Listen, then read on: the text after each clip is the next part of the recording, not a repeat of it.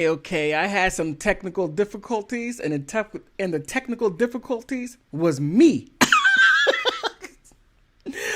I decided to put some audio on there so I can, spice it up a little bit.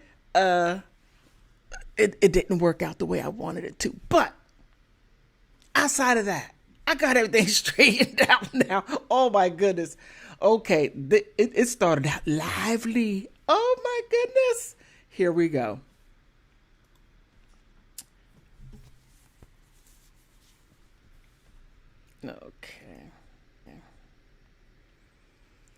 Okay, it's going to get real. So let me go ahead and let this start.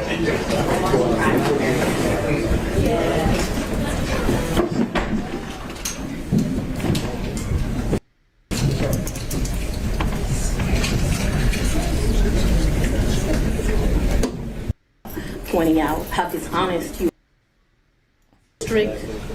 District Attorney Fani, Fani, last name is Willis. Ms. Willis, how did you know to come into the courtroom right then? There were people I was pacing in my office. Okay. And I heard someone yell, "This testimony is done." It only made sense to me that I would be your next witness. And I've been very anxious to have this conversation with you today. Okay. So I ran to the courtroom. So as soon as you heard that Mr. Wade was done testifying, that's when you just assumed you would be the next witness? It only makes sense.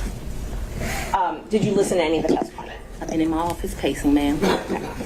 Did you listen to any of the arguments? I did hear the arguments this morning. It's ridiculous to me that you lied on Monday, and yet here we still are. And I did listen to that argument. All right, so that was it, just the argument, no testimony. Right, I listened to the argument this morning where Adam Abadi, I thought, did an excellent job pointing out how dishonest you were with the court on Monday. And I'm actually surprised that the hearing continued, but since it did, here I am. Great. Okay, wait a minute. So wait. Wow. Okay. I'm not going to interrupt too much. It's Johnny's fault. Oh, man. It is all Johnny's fault. I mean, Ashleigh's fault. It's all Ashleigh's fault. Okay, wait a minute. Make sure I get rid of that. Okay, I do apologize.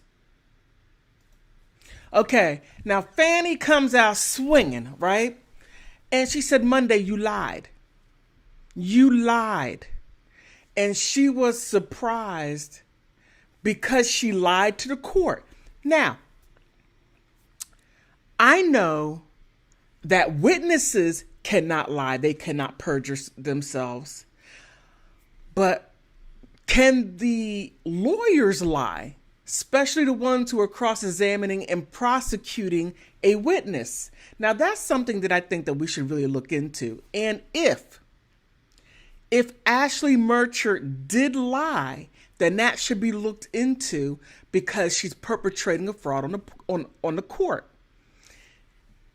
I don't know what are the consequences of anyone lying to the judge, to the court, but let's get into it. Oh, man. Let's just talk about what you did in preparation for today. Did you meet with Mr. Wade at all? Once the motion was filed, did you meet with Mr. Wade and talk to him about the motion that I filed to disqualify you? On this first January motion? Yes. I don't know if you could say talked about. I probably had some choice words about some of the things that you said that were dishonest within this motion. So I don't know that it was a conversation. As you know, Mr. Wade is a Southern gentleman. Me, not so much. Okay, but my question was, did you have a conversation with him? I didn't have a substantive conversation. You did not? I read this motion, skimmed it more so, and I've probably said some choice things to him about some of the lies they were told. Okay. And then printed in the media because, we used to be in a day and time where you had 60 Minutes and people did stories and they verified information and you had this great reporting. But it seems today that a lawyer writes a lie and then it's printed for all of the world to see. Well, I just want to make sure that you answer the question I asked there. Hold on for a second. Hold on. Because she's right. She's right. I covered Marilyn Manson and I'm covering Marilyn Manson on my other channel and Johnny Depp. And I have to say, the news put a lot of salaciousness out there because that sells. Sex, drugs, rock and roll sells. And the lies that were put out there by the media, Fani is absolutely right on that part. And Ashleigh Merchant never said that's not true. But then again, that would only get into a back and forth. Okay.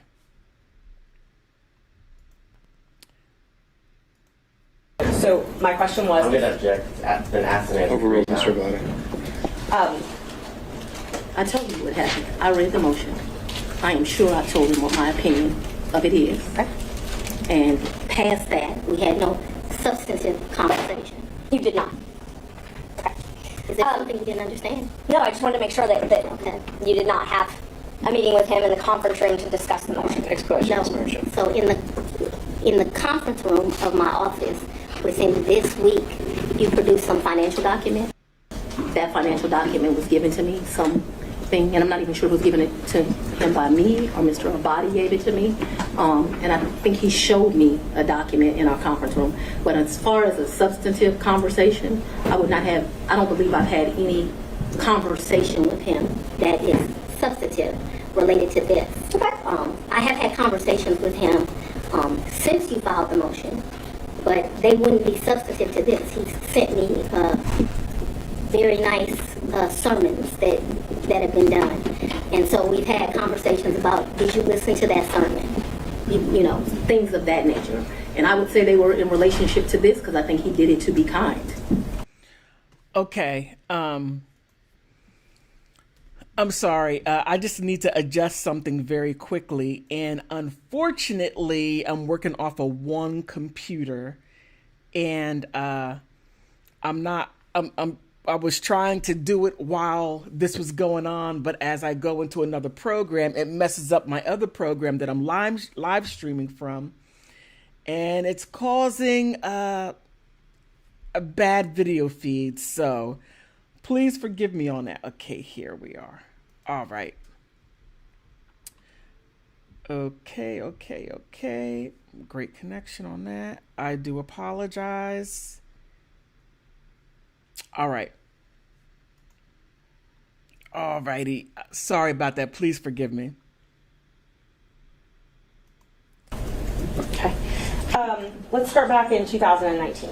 Yep. So you and Mr. Wade met in October 2019 at a conference? That is correct. And I think in one of your motions you tried to implicate I slept with him at that conference, which I find to be extremely offensive. I stayed at that conference. Mr. Wade was my teacher. I did not meet him when he taught the class. I was standing outside talking to Lisa Reeves, who is a judge. Me and her were just having a conversation. Mr. Wade walks up. I think they hug each other. They have some brief conversation. She introduces us. Your Honor, I'm going to object. We kind of thought that when you asked a question, you didn't answer the question, not a speech, so I object to the speech. I believe I'm able to explain my answers. I believe she's able to explain her answers. And that's Ms. Merchant, that's okay. I can handle it. Ms. Willis, I'll ask you to just listen to the answer, or excuse me, the question, and keep the answers confined to the question as best you can. I think you'll have more than enough ample opportunity on when the state is Well, able it's to highly follow offensive up. when someone lies on you, and it's highly offensive when they try to implicate that you slept with somebody the first day you met with them, and I take exception to it. All right. Well, Ms. Willis, you'll be having. Okay, now I most definitely see exactly where she's coming from because I did read that. I can't remember in what newspapers, and people made videos on it saying that Fani was beat. Yeah. So I do get why Fani is bringing the heat to Ashleigh Merchant because she's the one that put that information out there. And when you put it out there, we content creators or anyone will be able to go onto the site and to be able to get all the documents that are being placed. Now, some are free, some you got to pay for, and we can go through and say, oh my gosh, she slept with him on the first night. Oh, that's what she's talking about. Woo, that did make her look hot. It made her look Yeah, fast, very fast. The opportunity to explain all of that when it's the state's turn to ask more open-ended questions. Ms. Merchant. Thank you, Judge. So again, my question was, you all met at that conference, though, right? We did. The meeting, Okay. he, as I stated, he taught the class. I did not actually meet him when he taught the class. I walked out of the class, and I'm not sure if it was that exact class or we had went to lunch, but we were standing in the vestibule, like outside of the class. Me and Judge Reeves were having a conversation. She had worked at a law firm I worked at back in 1996. We're getting way far. I mean, I don't mind her explaining her answers, but I literally just asked if they met at that She's conference. explaining how she met Mr. Wade, which was exactly the question asked by Ms. Merchant. These answers are more than appropriate. Ms. Merchant, if you want more concise answers, perhaps you could lead the witness. I will. Thank you, Judge. Isn't it true that you met Mr. Wade in October 2019 at the judges' We conference? haven't gotten to the point where Ms. Willis should be treated hostily in this situation. I think we And have. I very much want to be here, so I'm not a hostile witness. I very much want to be Not so here. much that you're hostile, Ms. Willis, it'd be an adverse witness. Your interests He are said opposed to hostile. Ms. Merchant's. Thank you. Merchant's interests are contrary to democracy, Your Honor, not to mine. Are. Judge, I would just ask that we... Keep things moving. Ms. Merchant, Thank you. next question, Thank you. please.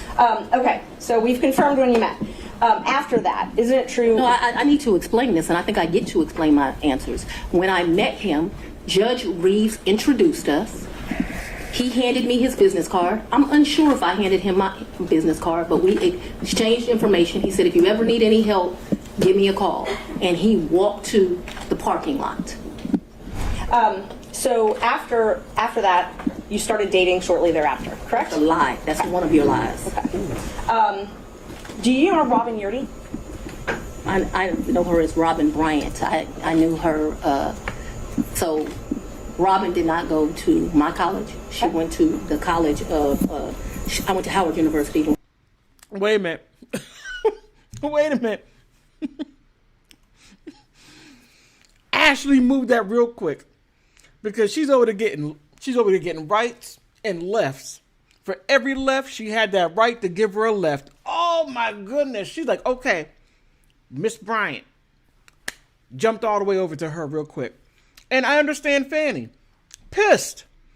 And, you know, there are some people who will bring the fire to the person that started the fire. Ashleigh started the fire. Fani is giving her the fire back. In her face, not behind her back, not through the media, but directly to her. Looking at her and saying, let me tell you something. Man, this is going to be fire. She went to Morgan State. I met her through some people I knew. In college, we hung out a bit. Not much because she was in Baltimore and I was in Washington, D.C. But we hung out a bit. After college, I lost contact with her. I probably didn't see Robin again until maybe 7 or 8 years ago, a chance meeting here in Atlanta, but we did not have a consistent relationship from when I left college and came to Emory Law School here in Atlanta. But 8 to 10 years ago, just by happenstance, I ran into her. So she was in Atlanta. You have been friends with Robin for 30-something years. Did you hear my answer, Matt? Yes, and I'm asking if you've been friends with her for 30-something years. I've known her for 30-something years. We certainly hung out and partied together in college. She was from the D.C. area. She would come home, we'd party together. Wasn't close, but she was certainly in the girlfriends that partied together. And then, like I said, I ran into her about 10 years ago in Atlanta, Georgia. So we didn't talk throughout that time period. I didn't see her. I didn't even know where she was. When I ran into her, I was surprised she was in Atlanta. And so, yes, I have known her probably since 1990, 1991, but we have not maintained a consistent relationship that whole time. For the last 10 years, or 5, whatever you'd like to classify it as. Have you been friends with her? I have not spoken to Robin in over a year. I certainly do not consider her a friend now. I think that she, you know, there's a saying, no good deed goes unpunished, and I think that she betrayed our friendship. So let's narrow it down, the timeline now. So my questions are going to be from the time period of 2019 until she no longer was employed for you, the last time you all talked. So all of my next questions are just focused on that time frame, okay? Yes, ma'am. Up until she left your office. Yes, ma'am. During 2019, you all were friends, correct? Yes, we knew each other in 2019. During 2020, you all were friends, correct? We were friends during that time period. During 2021, you all were friends, correct? Yes. Okay. And such good friends that when you needed a place to stay, you asked her if you could take over her lease. That's a lie. You did That's not move into her apartment? I or her did, but condo? that's not the way you characterize it. Is wrong. I asked if you could take over her lease. I did not ask if I could take over her lease. Did you move into her apartment? I moved into her condo in April of 21. The circumstances around that were that Robin met her husband. They wanted to move into another and separate place. She wanted to get rid of her condo. My father was living with me at the house. Because of this case and because of my stance on gangs, my life was being threatened regularly. My father urged me to leave our home. At the same time, as luck would have it, Robin wanted to give up her lease because she wanted to move in with this new man she met, who eventually became her husband. And so, as life circumstances worked, my dad was begging me to leave the house. He was afraid for me, afraid for his grandchildren. She wanted someone to take over her lease so that she didn't, have to pay a fee or get abandoned. And so, I don't remember when, but probably March or April of 21, I moved in and take over her lease. And did you pay her or did you pay the leasing agent? No, I don't even know who the leasing agent was. I paid her. You paid her. Did you pay her cash or did you use a card? There were some times that I would give her cash, but mostly I paid her via Cash App. That would be the most convenient thing. So I would not only give her rent, but then like when the utilities would come in, whatever the utility was, she might be like, I need $70, I need $100, whatever it was. And we never had a problem with money. Whatever she told me it was, I never asked to see a bill. I never questioned her. I just gave it to her. What percentage would you say you paid cash versus Cash App? Oh, the vast majority was Cash App. I don't know what percentage. I'm not going to guess that. But the vast majority was Cash App. But there would be times she would say, this bill came in at $70. Here goes $70. Did you have a monthly rent amount that you paid her? I can't remember. It was $1,500. I can't remember what it was. And it would vary, which I don't understand to this day. But like I said, I never questioned her. When did you move out? She said it was, that's what I paid. When did you I move abruptly moved out in February of either late January or early February of 22. Of 22. Yes, February 2022, is that what you said? February of 22. I believe it is January, but I paid her half the rent of February of 22 is what I remember. And because I was offering to pay the whole rent, even though I didn't live there, I didn't think it was right. I ended up just paying her half the rent. So that's after you moved out. You said you paid her half of that. Okay. And the time that you said you had to move out of your house because you were scared, did your dad stay there at your house? My father was concerned. Yes, we were both concerned. Okay. But he remained there. My father was 80 years old. He would have been 79. He was scared to death of COVID. You have to go back to when this was. My father's an older man. I wanted him to move out. We had some discussions about him moving out, and what he decided was the risk of COVID was more dangerous than the risk of the people that were threatening. Typical man, more worried about his daughter and his grandchildren than his own safety. You'll get to meet him and you'll understand he doesn't scare too easily. Okay, now that right there is so true. Now older people, especially Southerners, are just like that. They're like, case in point, around here in the DMV area, the gangbangers stayed inside while the people that are non-gangbangers were outside acting a fool. I mean, it was an interesting thing to watch. But what she's saying is absolutely correct. More people were afraid of COVID than they were of the people out there trying to eliminate people. It's true. It's true. Interesting, but very true. So your his grandkids were living at the house as well at that time? Well, I don't know how old your children are, but when you have adult children, they leave and they come back. They leave and they come back. So there have been periods of time that they're there, they come, they do whatever they want to do. Children do what children do. As long as their mother has a house, they'll come to it. Unfortunately, now the threats because of this case have gotten so extreme. I just pay a mortgage and no one lives there. And that's what I was going to ask you. So when you moved out in, I think you said April 2021, you left your dad and your 2 kids at the house? My dad and my 2 kids were not at the house. They were not? Okay, so they didn't still live at your house? My youngest daughter certainly did not live there. Okay. My oldest daughter would come back and forth. I can't say month for month when she was there or when she was not there. I know that she has been there post me moving out. At this time, no one is at my house. Okay. So at some point after you moved out for the safety reasons, at least one of your children did come Ms. back to the Merchant, house. can we get to either the relationship or the Sure. financial benefit? Yes. Let's see, we were back at 2021. So you were still friends with Miss Yeartie then. Were you also friends with Mr. Bradley? I've never been friends with Mr. Bradley. You've never been friends with Mr. Bradley? No, I don't consider us to be friends. I don't dislike Mr. Bradley, but I don't consider us to be friends. Is he someone that you would have in your phone and you would message with? I might have text messaged him. Okay. Would you text message him and Mr. Wade on the same conversations? I don't recall doing that, but if it happened, it wouldn't surprise me. Okay, so that wouldn't surprise you, the 3 of you. Okay. How frequently would you think that the 3 of you would have texted Not in a group very. chat? I wouldn't think very often, but you're asking me to recall.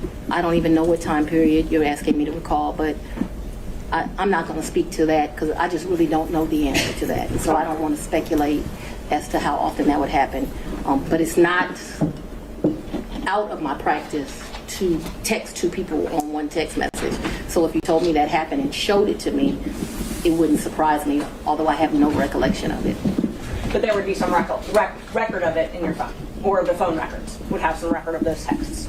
Perhaps. Talk about, you said that sometimes you paid Miss Yeartie cash. I don't When think you I- went, I'm sorry. when you went on vacation with Mr. Wade, let's just go one by one. Let's start with the first one. What's the first time you went on vacation with Mr. Wade? I think the first time we went on vacation was around April of 22, and a vacation is a stretch, but I'm trying to be comprehensive.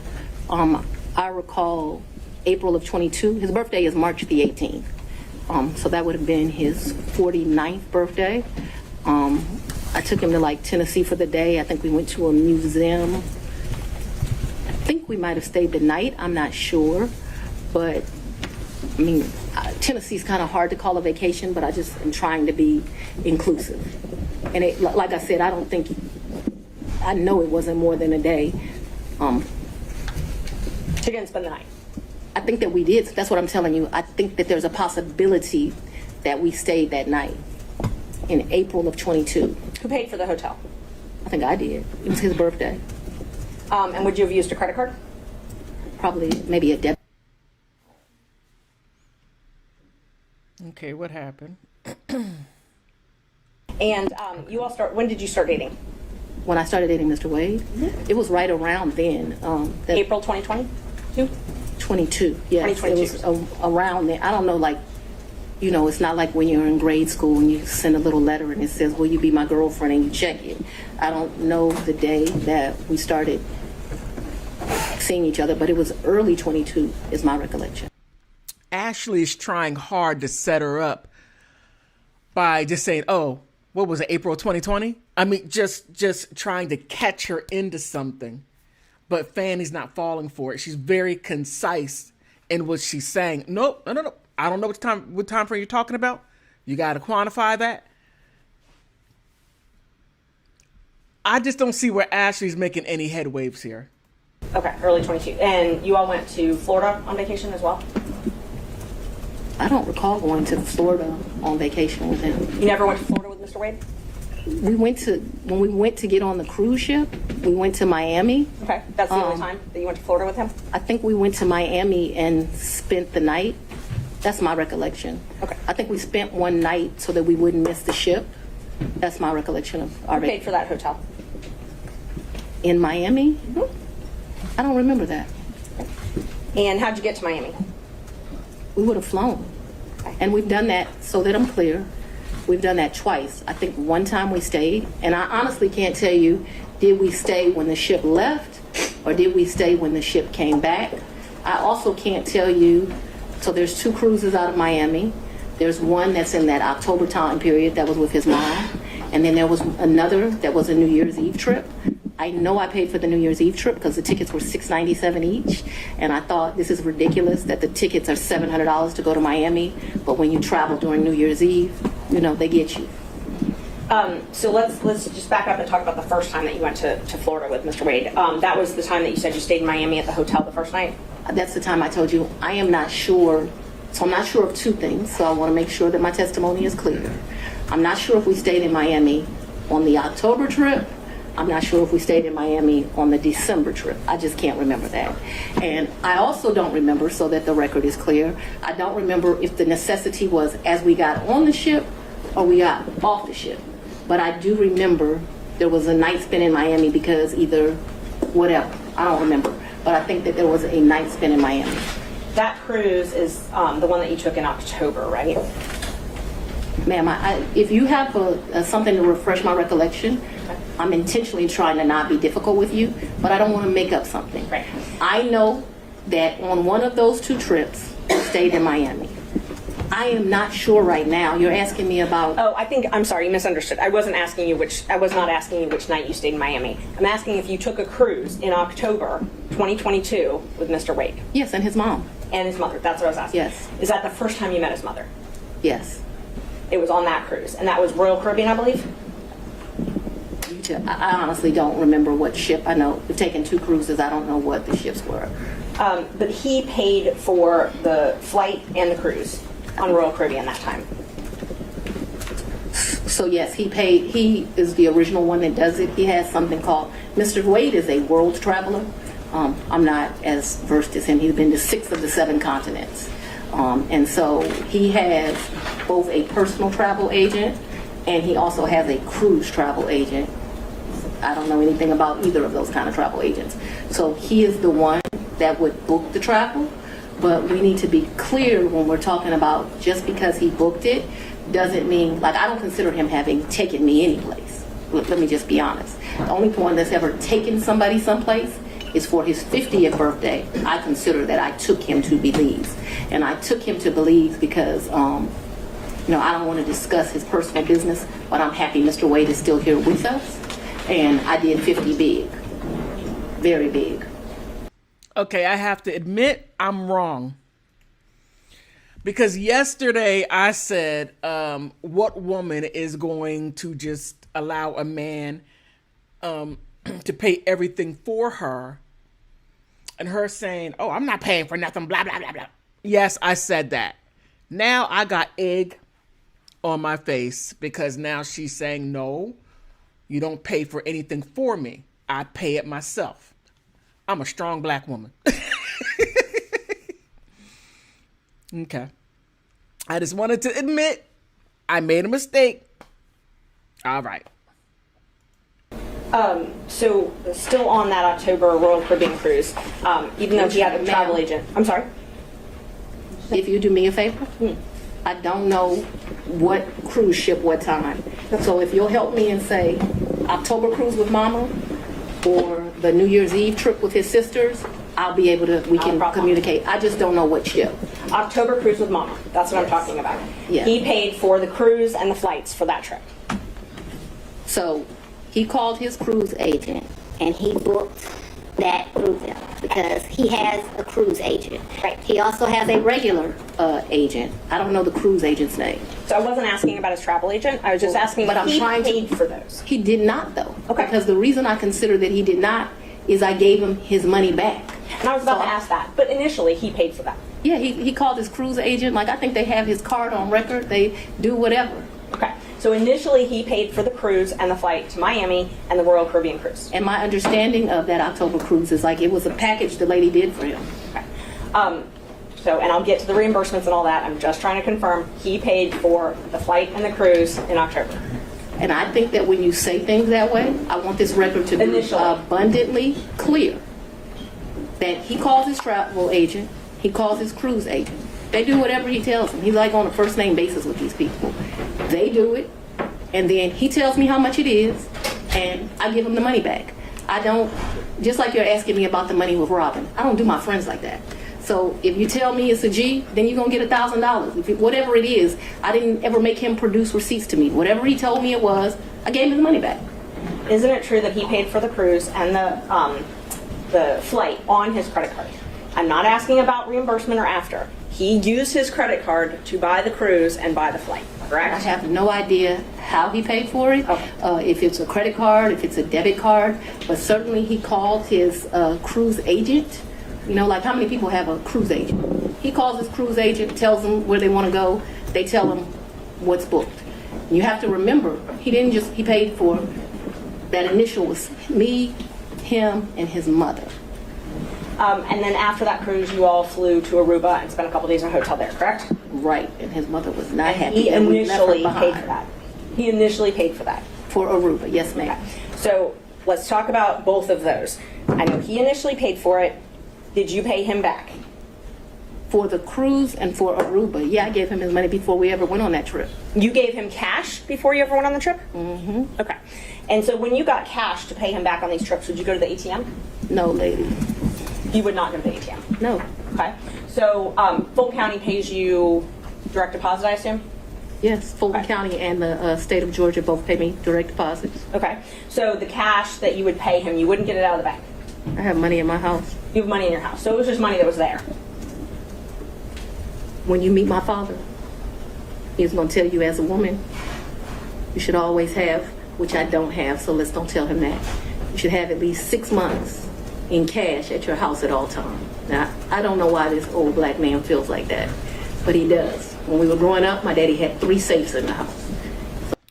Because her father doesn't trust banks, and he's absolutely right. You should have at least 6 months. And even people tell you, professionals say, you should have at least 6 months to a year of your salary, because you never know what's going to happen. You could lose your job, and you don't want to be dangling around like that. So she's absolutely right. Now I completely understand his mistrust of the banks. Look at what's going on now. You could go to a bank and you can't even pull out $500 without them saying, no, we'll give you $50. I mean, her father knew something back then and now that we should have been knowing. Okay, well, you know what I mean. So my father's bought me a lockbox, and I always keep cash in the house.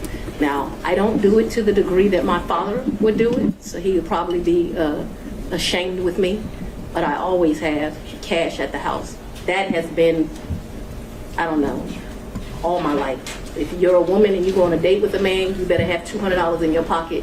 So if that man acts up, you can go where you want to go. That's So right. I keep cash in my house, and I don't keep cash as good in my purse like I used to, because I don't go on many dates. But when you go on a date, you should have cash in your pocket. So my question was, where did that cash originally come from? If it didn't come out of the bank? Cash is fungible. We've had cash for years in my house. So for me to tell you the source of when it comes from, when you go to Publix and you buy something, you get $50, you throw it in there. It's been my whole life. When I took out a large amount of money on my first campaign, I kept some of the cash of that. Like, to tell you I just have cash in my house, I don't have as much today as I would normally have, but I'm building back up now. So you just put money in. It's a very good practice. I would advise it to all women. So you can't identify when you came into this cash or where the cash came from? I didn't say I couldn't identify. Oh my goodness. Okay. I'm going to say this real quick. Ashleigh doesn't get it. Period at all. Now, I've done the same thing. Keep cash on hands. When I went out on a date before I got married, I would always have enough money in case if he acts stupid and say, well, we're going to go home tonight and do A, B, and C. No. How much was the bill? Here's half. Here's my half. We're going to go Dutch. And you had to do that back at that time. And still today, women, you might want to start doing that now. Okay?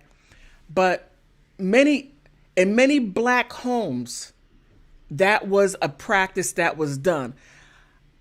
It's not done in many other houses or many other communities or races of people. They really don't do that. But with black American people, that's what they did. They kept money at home. So if you had a job 20 years ago and then you kept some money, but you didn't spend all the money, and then you had another job that you quit that job 15 years ago, and then you put money in there. I mean, the money came from different sources, whether if you took some money and went to the store and came back and put the change in. Ashleigh is not asking the right questions. She's circling around the same question, and she's very ineffective, and it's not making her look good at all, in my opinion. Okay. Identify it. No, nobody gives me anything. I am sure that the source of the money is always the work, sweat, and tears of me. What you asked me for is, when did the money go in there? What I am trying to tell you is, so I got divorced in 2005 from my husband. No, it's important. You said, where did the money come from? And I need to tell you where the money came from. And so for many years, I have kept money in my house. That money in my worst days has probably only been $500 or $1,000. At my best days, I probably had $15,000 in my house at cash. At all times, there's going to be cash in my house or wherever I'm laying my head. The money that you paid Mr. Wade, the cash, in October of 2022, you do not know where that money came from. Oh my I God, do know where it came from. It came from my sweat and tears. Damn. You know which job it came from. Did it come from Fulton County or did it come from a private job? It came from, what are you talking about?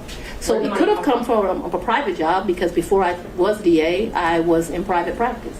So I earned money during that time period. That's probably in there. You don't know could have. What do you mean I don't know where it came from? I absolutely understand the situation. We can move on. Okay, thanks. Same with Aruba. You don't know where that cash came from either, right? Ma'am, you are mischaracterizing my testimony greatly. Okay. Ashleigh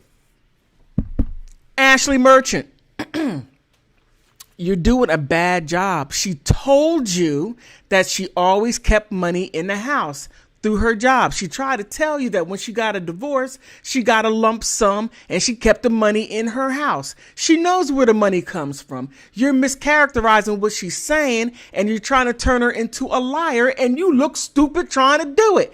Ashleigh, come on now. Raise the bar. You're representing Trump. You make Trump look bad doing that dumb stuff. Okay, I'm done.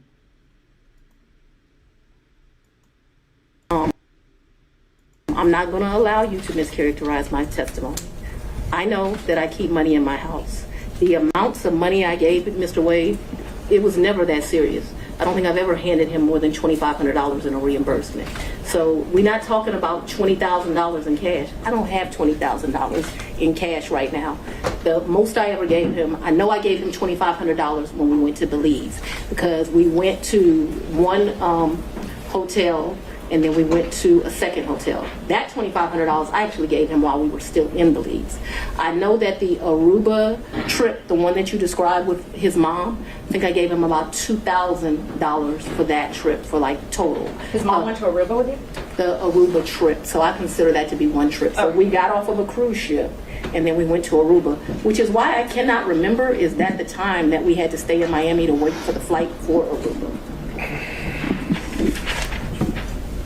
So I consider that one trip, but we didn't like come back to Atlanta and leave. We flew down to Miami. We got on a cruise ship. We spent a couple of days with his mama.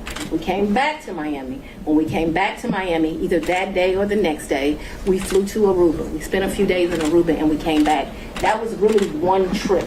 Even though we went two places, it was one trip. So let's talk about the California trip. Is that when you were moving your daughter out to California? When you all went, or did you have two trips to California? My daughter doesn't live in California. Did she ever live in California? I'm not discussing to you the location of my child. So how many times did you go with Mr. Wade to California? Once. And you all stayed in Napa Valley and he paid for the plane tickets and the hotel? He paid for the plane tickets and the hotel. And what did you pay for on that trip? I gave him much less cash that time, probably $400 or $500, and then I paid for a bunch of stuff. I think we did 2 different wine tours that you do, which are pretty expensive. I think I bought him, he likes wine. I don't really like wine, to be honest with you. I like Grey Goose. I bought him a bottle of wine while we were there, and the sippings that you do. I can't remember how many, like 4 or 5 different places you go. I remember we went to this place that they do pairings. That was the most expensive thing that I think that we did while we were there. So they would pair champagne, chocolate, and caviar. It was a 3, and it was like 3 different things: Sweden, Russia, someplace else. I'll make that up, but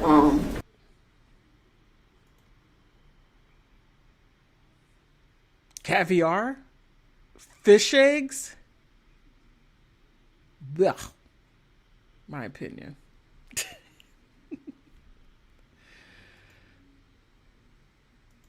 That was the most expensive thing we did that trip, and I paid for that. Did you pay cash?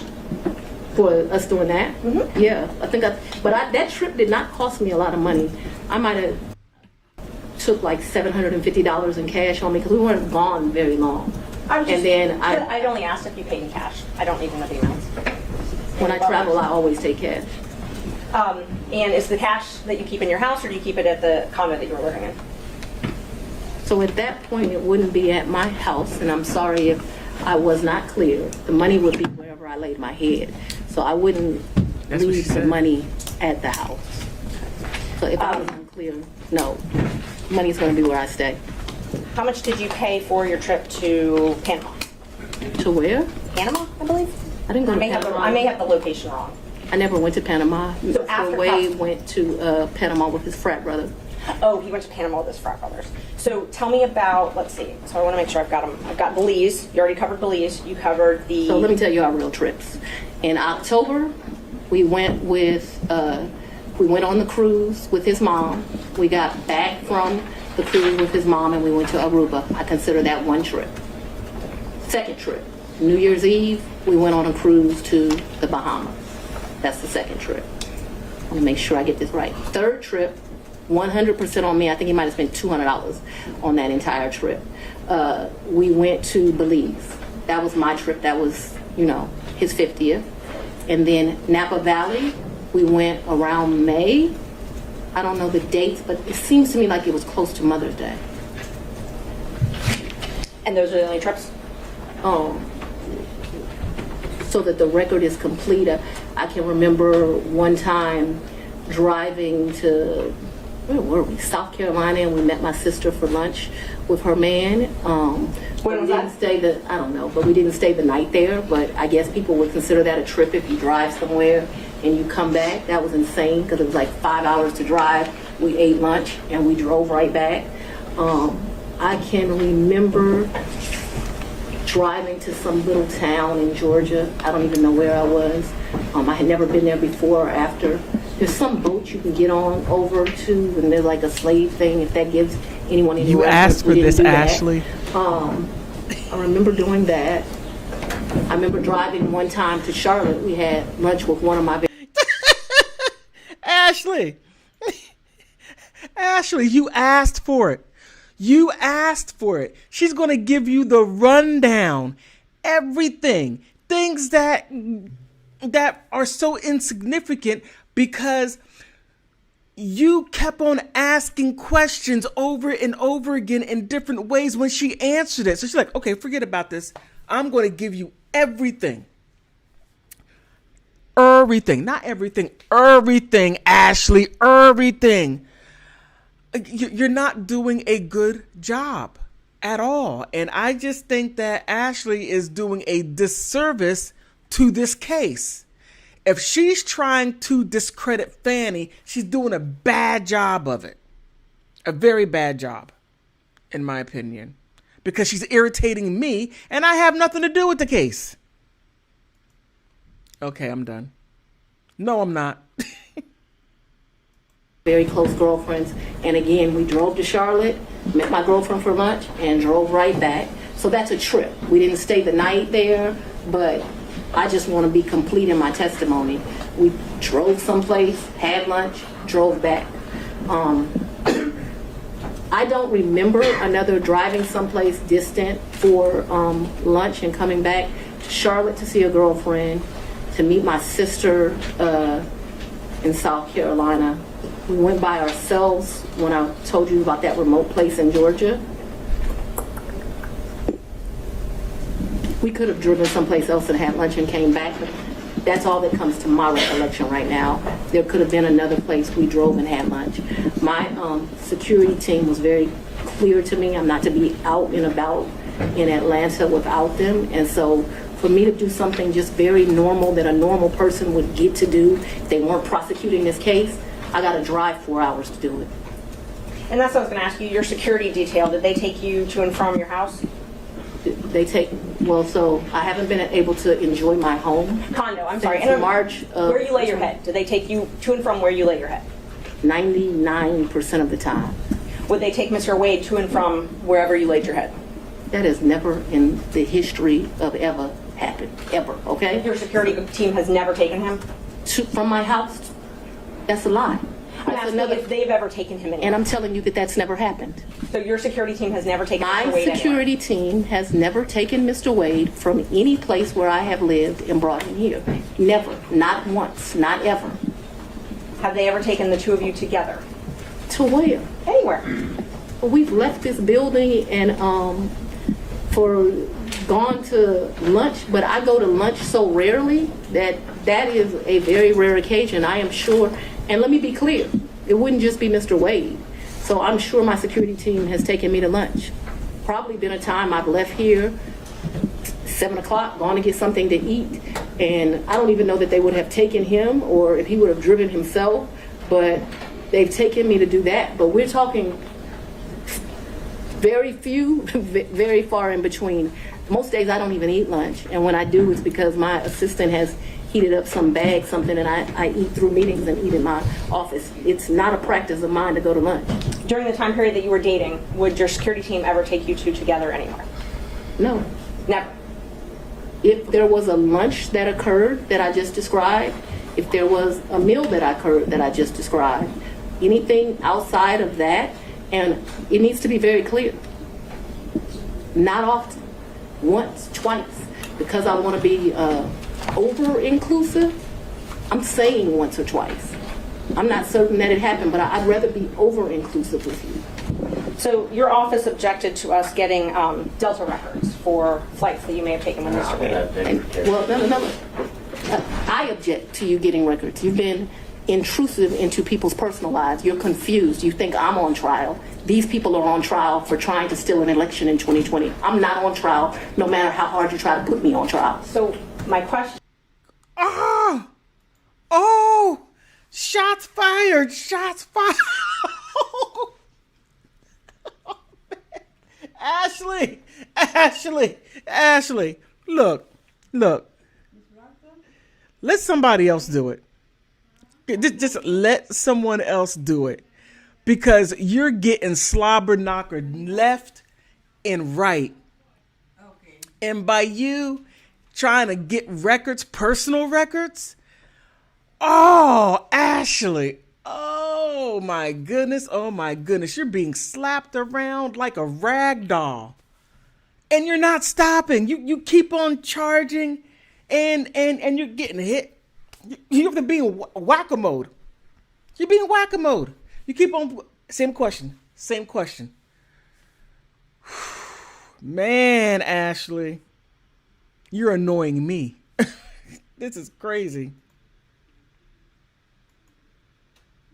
Was, do you have any problem? I object to you getting any personal records of mine. We're not dealing with privilege through a witness. And I'm not, no, I'm not dealing with privilege. What we had offered to put them in camera for the court to review, and I just want to know if she has any That's problem. not something to deal with a witness.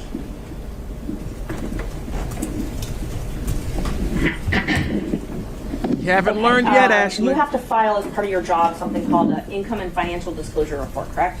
That's correct. And you filed your first one, so you filed 2 today, is that right? Is it 2 or 3? I probably would have filed 21, 22, and maybe I haven't filed 23 yet, because isn't it due like June of the next year? April, I believe. So you filed, let's see, you filed your first one, it looks like April 15th, 2022, and your second one, April 17th, 2023. Does that sound familiar? That I don't remember the dates, but you're an officer of the court. I'm gonna hope you're telling the truth now. May I approach the witness? You may. Thank you. I already gave the state a copy. Exhibit 20 and 21, if you take a look at those. They were part of the certified records that you got. Ashley, if you're not embarrassed and humiliated, Guys are you getting need a to be.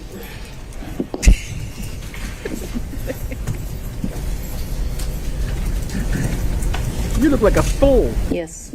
Okay, Yes, so ma'am. those are the ones that you filed. This looks like me for sure. Yes, ma'am. Yes, ma'am.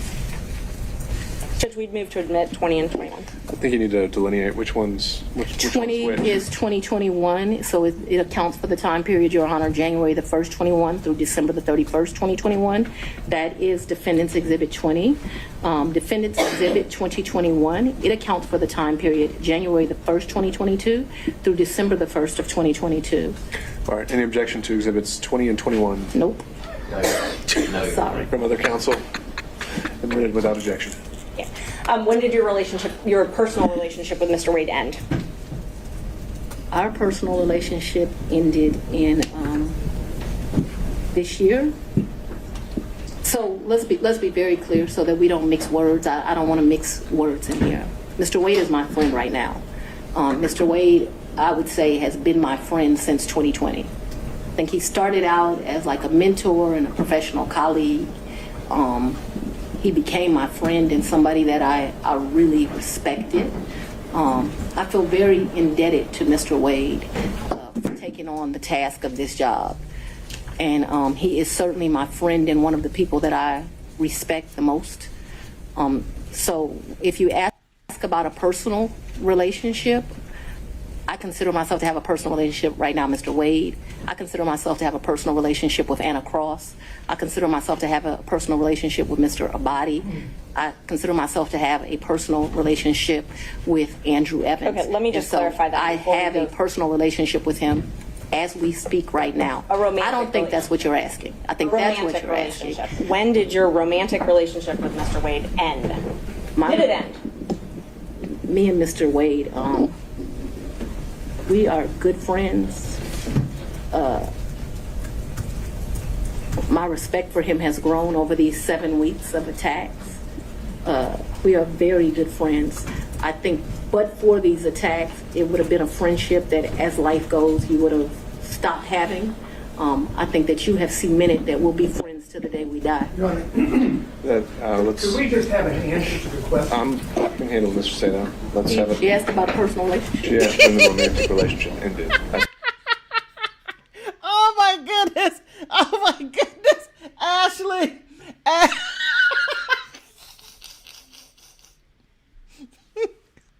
If you're not embarrassed, because you look like a fool. You look like Boo Boo the Fool, a clown. You do. Now, anyone watching this, if you take Trump out of it, to separate Trump from this, okay, please do that so that you're able to see the ridiculousness of Ashleigh Merchant. She is a damn fool. She keeps on asking the same question. I'm not going to revisit that, but Fani is an excellent attorney, as you saw her this blah, blah, blah, blah, blah, going through it. Whomever put Ashleigh Merchant in the midst of this was not thinking clearly, because she's stumbling. Big time stumbling. Take Trump out of it, take the election out of it, and just looking for it right here this second and what's going on here. If you keep that in mind, then you'll see how badly Ashleigh is messing up. Then it makes it harder for the other team members to come in and question, to clean up what Ashleigh messed up.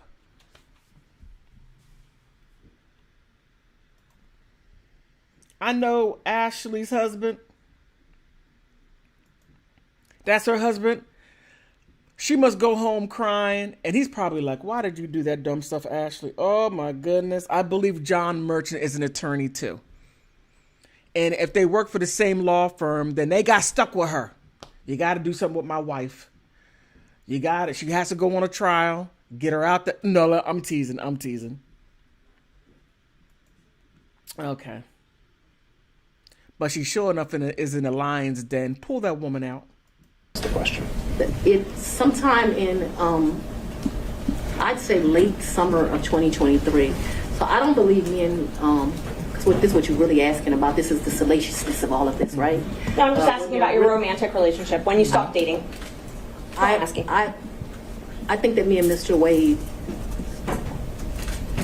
so he's a man, he probably would say June or July. I would say we had a tough conversation in August. That's true. So that men in relationships at the end of physical intimacy, women in relationships when that tough conversation takes place. And where, when... Okay, wait a minute. I got to chime in. That is so true. Men are like, the last time that's when we were over. We were over back 2 months ago. Why are you still upset? We're over. And women are like, but the emotions, I'm still emotional. Fani is being, how can I say, she's unveiling a lot between men and women. And while doing that, she's beating the crap out of Ashleigh Merchant at the same time. Ashleigh, I want to feel bad for you, but you keep on doing dumb stuff. Have them pull you off. Have them pull you off. Oh, my goodness. Did he come to, I guess, the condo? I'm not sure what you called it, condo apartment. Would he come and stay at that condo or visit you there? I'm sorry, visit you there. What condo, what apartment? I want to be clear. So, not your house. I know you classified one as house and one as condo, so I'm trying to use those terms. So there's been more see, what you don't understand is because of this case, I got to move.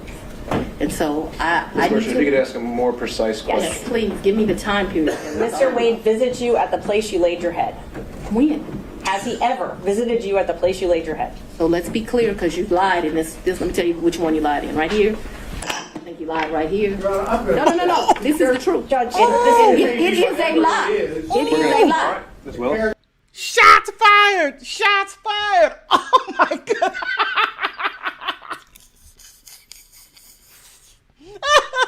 Get Ashleigh out of there. Get her. Ashleigh lied here.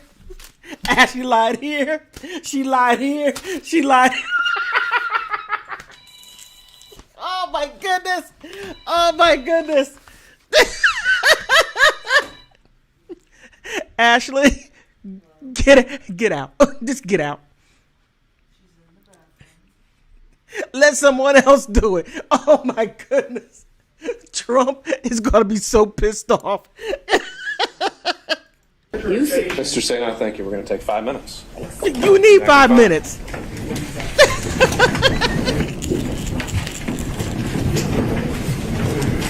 Look at Fani. Look at Fani. She's like, no, that heifer didn't. Come here, lie, and lie. And then I got to listen to these lies. Oh, hell no. No. Now, Fani, I have respect for people like Fani, okay? And here's why. Because she'll tell you to your face exactly how she feels about you. She don't care where she is. She's going to let you know. You know exactly how she feels. And if you lied on her, she's going to tell you, you lied on me here, and here. And be very specific about it. I like people like that. Now, Ashleigh, to me, now some of you may not like what I'm going to say, but that is okay. Keep in mind, Trump hired these people. So just because Trump hired these people, don't have that identity. I identify with Trump, so whomever Trump deals with, I'm going to like. Get out of that bull crap. That needs to stop. The woman is messing up big time, and she's making herself look stupid, very stupid. And And you can say, oh, she's a great lawyer because Trump hired her. You know how many people Trump hired and then fired? Oh, he's ineffective. Gone. Keep that in mind. Okay.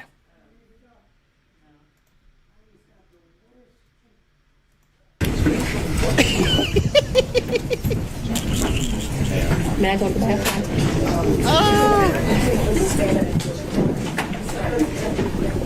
No, that heifer did.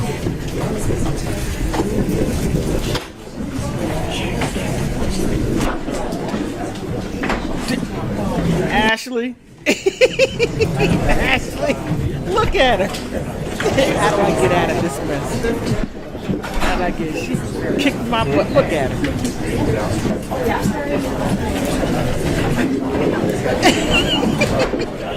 Okay, let me see if I see this ahead.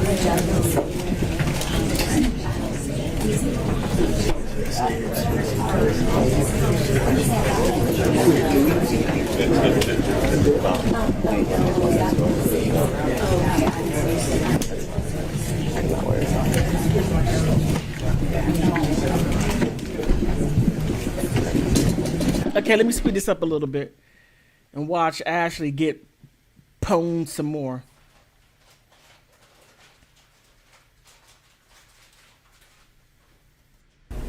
Urge everyone to keep those principles in mind, starting with the fact that we won't talk over each other. And from there, we'll get through this. Ms. Merchant. Thank you, Judge. Are you going to put it back on there? How often did Mr. Wade visit you at a place where you were living between 2019 and 2021? So you want to start with the lie that he lived with me in South Fulton in 2019, a home he's never been to? That's one lie you told in your document. No. Judge, I didn't ask her about that. Ms. Merchant, I want you to ask a very precise question. I think she's saying and answering that he did not live with her. So why don't we break that up into smaller Ever. parts? I didn't ask about living. But you put in your, while we're talking about professionalism, while we're talking about professionalism, she put in 3 different documents Well, he she'll lived have with me. full opportunity to respond. In And filed that with the court. in professionally. 2019, He's never been to South Fulton. In 2019, I lived in South Fulton. He has never been to my residence in 2019, ever, not once. in 2019, he's never been to your residence, any place. I lived in my home in South Fulton before I started getting the threats that were here, a house I paid for with my own sweat and tears. I'm no longer able to live there. But in 2019, I did.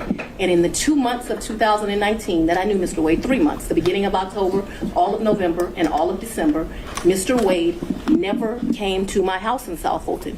Let me help you out. I lived there in 2020. He never came to my house in 2020, let alone live with me, as you put falsely in these documents. In the first 3 months of 2021, when I could still enjoy my home, Mr. Wade never came to South Fulton, and it is certainly a lie that he lived with me. Ouch. That hurt. So in 2020, so you said 2019, 2020, did Mr. Wade ever visit you at a place that you He resided? has never been to my home in South Fulton. 2020 was before I knew that a phone call was going to be made and I was going to have to abandon my home. As a result thereof, he never visited, lived at, came to, or has seen South Fulton. You qualified that with your home in South Fulton. Oh my That's where I God. lived in 2020. In 20, did he ever visit you at a place that you resided? Ashleigh. Ashleigh. Ashleigh. You are doing a terrible job. You need to refine your questions. You do, because you have a dunce hat on your head and you're ringing the bell. You're doing dumb shit. This is stupid. How many times unless if you don't know that you're getting beat up badly and you're one of those people who can't feel any pain.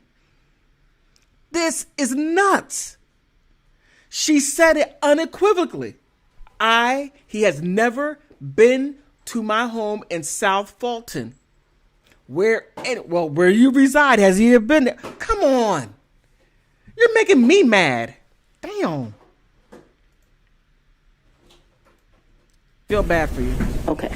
I don't understand. You're about to give me guidance. In 2020, I lived in South Fulton. Okay. That's the only place I lived in South Fulton. That's before I had to abandon my home, Judge. All right. And at my home in we're South gonna clarify Fulton, this. We'll break it he never came there, okay? So if you don't come someplace, you can't live there. Ms. Willis, I'm going to have to caution you. This is going to be the first time I have to caution you. We have to listen to the questions as asked. And if this happens again and again, I'm going to have no choice but to strike your testimony. So, we need to break this down. Ms. Merchant's question, I believe, was asking whether you lived anywhere other than South Fulton. That's not what she said. I did not live anywhere but South Fulton, Georgia in 2020. That is before I began my prosecution of this case, and it was my plan to only live there. Did Mr. Wade ever visit you at the condo that you leased from Miss Yeartie? He visited that condo, yes. He did. Yes. Getting better, Ashleigh. Good. Did he ever spend the night at that condo? No. Just visited. Yeah, but he did visit for sure. Did you ever go out to eat together, other than the lunches you talked about, In during 2020? 2019 or 2020? I would think that we probably went to lunch, but it wouldn't have been, let me think, 2019. I'm going to say, I don't know, I'm going to say we probably broke bread someplace in 2019. I don't remember it, but it seems like we would have broke bread sometime in 2019. So I'm going to say yes, although I have no recollection. But it seems to me like I go out to eat and drink with pretty much everyone, so I'm going to say yes. So outside of the vacations that we've already talked about, did you ever go out to dinner? I mentioned to you that I'm going to object as to what time period. Like we're asking very vague questions. I thought we were treating the witness as hostile under 611. We're no longer doing that. So we're going to go back and forth. We need to be more specific with our questions if we're going to treat her as hostile. All right, Ms. Merchant, it's not so much. I think you can elect between leading and open-ended questions, but I think we are still wondering about, and I think we need to get back on track of focusing on the financial benefit or the relationship. And my next question about if you did go out to dinner, who paid when you went out to dinner? He paid, I paid. You both paid. Okay, so let me be real clear. We didn't say, oh, the bill is $102. You give $51, I'll give $51. I don't operate like that with my girlfriends. I don't operate like that with anyone. He caught the bill, I caught the bill. Whomever. Did you ever pay him through Cash App? No. You only ever paid him through cash? Well, yes. We're talking about, I'm very confused. You've now. never Like, given Mr. Wade money through Cash App? No. The only money you've ever given him outside of a contract is cash. I didn't give him money in a contract, so that was cute, but I didn't give him money outside in a contract. What happened is, no, we're going to answer it since you said it. He worked more hours than he was paid, and the county paid him for the work that he did. So don't be cute with me and then think that you're not going to get an answer. And I will ask you about the contract in a minute. I asked you about cash. Did you ever pay him anything? And I'm trying to qualify my questions. I'm not talking about the contract with Fulton County that was paid. I'm not talking about that. I'm talking about outside of that. Did you ever pay him anything other than cash? I've only given cash a few times in the course of what we're talking about. So you've never used your go to credit card? dinner, Let her finish her answer. if we would go to dinner, I wouldn't give him cash because he paid for dinner or I paid for dinner. I've given him cash only a few times in life, probably 4. Okay. Probably the most money I've ever handed him is $2,500. The least amount of money I've handed him, probably between $500 and $1,000. You never wrote him a check? Ma'am, I don't have checks. Okay. So you have no proof of any reimbursement for any of these things because it was all cash, right? The testimony of one witness is enough to prove a fact. So my Are you question was, telling do me you that have I'm any lying to you? proof? Is that what you're intimating right here? I'm asking if you have any proof that you paid him any I of mean, these the monies. proof is what I just told you. You have no written proof. Is that correct? So I have some, probably some transactions like in Belize. I probably spent $500 on my card in Belize. I spent $800, I can't remember, $900 on each of our tickets to go to Belize. I did the $700. I probably got some minor expenses in Aruba that would be on a card. But for the most part, for those trips, other than, so the 2 cruises, I gave him money for those before we ever left. Because they were pre-booked. Let me answer. Well, the question was if you had any written proof. And so I've answered you that I've had written we proof. can move to the next question. If you've answered if you had any written proof, and that was my question. I want to make sure that we're clear that for the 2 cruises, Judge, and that's I the asked if cruise she gave plus them written Aruba. proof. We're not going to talk over each other. Ms. Merchant, she answered your question, so we can ask the next question. Ms. Willis and Ms. Cross will have plenty of opportunities to let you clarify your answers when it's her turn. Thank you, Judge. Knowing your role as district attorney, you know that public funds are scrutinized and money is scrutinized and things like that. You understand. I'm sorry, go ahead. You understand you're under a microscope. You have reporting requirements, all of those types of things. You have no record, other than your testimony, of the money that you've given Mr. Wade. You've already asked that question. Let's keep going. When you took office, you had a tax lien of $4,600. Did you pay that with cash when you made that tax lien whole? I probably paid through however you pay. Okay. So, but you were saying that you had amounts of cash. You still had that lien in 2022 when you were dating Wade and going on these trips. So the cash that you gave him, that could have been used to pay this tax lien off?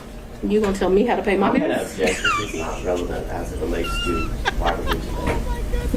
Ms. Merchant, are you trying to establish that she was insolvent in some way? I definitely was trying to establish that she did not have these mass amounts of cash that she's talking about, yes. All right. She said it. Re-ask the question. You had a tax lien in 2022, $4,600. Did you say I did? And you did not use this cash that you had to reimburse Mr. Wade to pay that off, correct? No. Okay. I went shopping too and I didn't pay it all. And you talked about, you gave a lot of interviews to some authors of a book called Fani and Nathan, right? I would not characterize it as a lot. I probably have spoken to them You're not 2 or 3 times. My question is relevant as to. I think it's already come up. Finances are discussed in the book. I'll overrule that. Thank you. Ms. Willis, you can continue your answer. What came up with Mr. Wade as it relates to hearsay statements that he was asked about in relation to what Ms. Willis may or may not have said in relation to an author. So it's not relevant to the testimony that's occurring at this time. Look, Ashleigh is not doing a very good job making her questions concise. She's not. She's like leaving it very broad open. She's not. Okay, I'm not going to get mad at Ashleigh because, even though I was like, you're making me mad, but she needs to learn how to make her questions concise. She's not doing a good job trying to box her in. She's leaving big, gigantic room for Mack trucks to go through, and that's exactly what Fani is doing. And she, I think that this was a bit too much for Ashleigh to get into because all 3 people, Bradley, she in my opinion fumbled with. Nathan, she fumbled with big time. And then it was now Fani, she's fumbling with big time. Then other lawyers had to come in and clean up her mess. She is causing a huge mess, and I'm going to leave it right there for now. I think Ms. Merchant has said that inside the book, she also makes a statement as to her own finances, and that's at issue. So you gave interviews to the authors of this book, correct? Once or twice. Okay. And 3 times, just to be comprehensive. I don't know if it was 3 times, 2 or 3 times, I think. you were quoted in the book, and I will give you a chance to say if this is a misquote. You were quoted, when they asked you about if you wanted to run for office for DA, you were quoted, "I really don't want to be financially effed up again." Do you remember saying that? So what that refers to, My question first is if you remember saying that.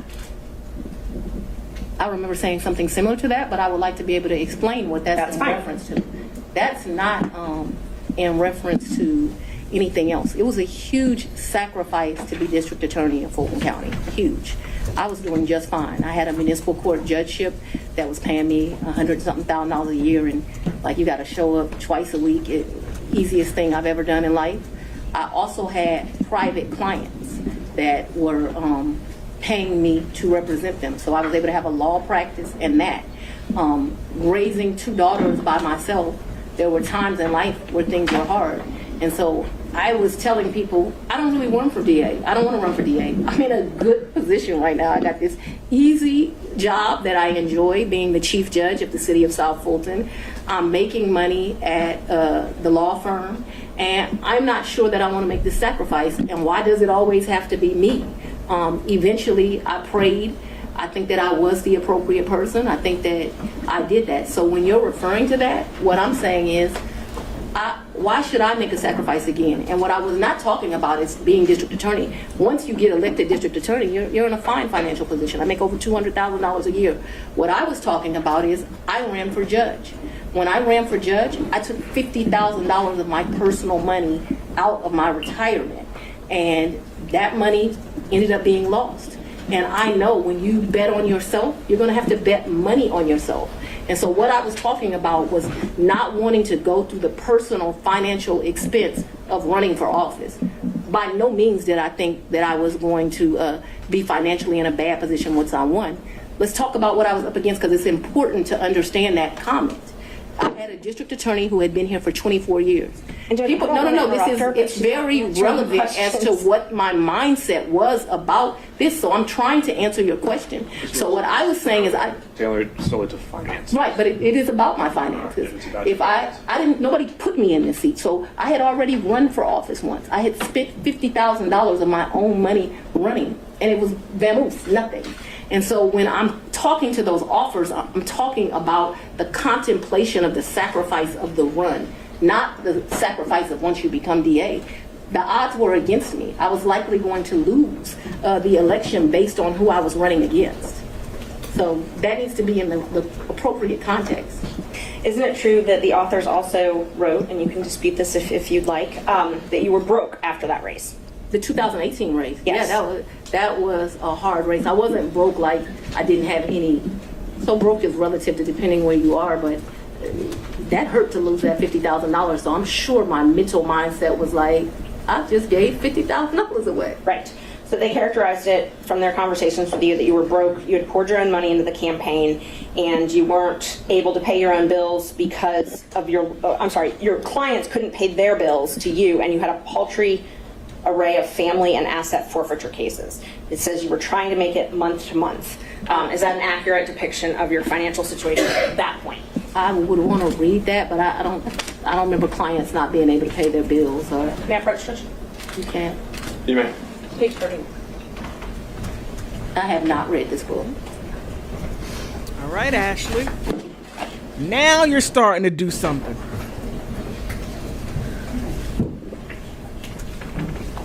Now you're starting to do something. So. Okay. That was good, Ashleigh. Now, I don't know whether if you were fumbling real badly to get to this point and to come out and say, ha, I gotcha. I don't know. But now you're starting to do something. But I'm going to leave it right there. I'm going to give you a compliment because you deserve it. Now, all the criticism I gave you, you deserve that too. So, okay.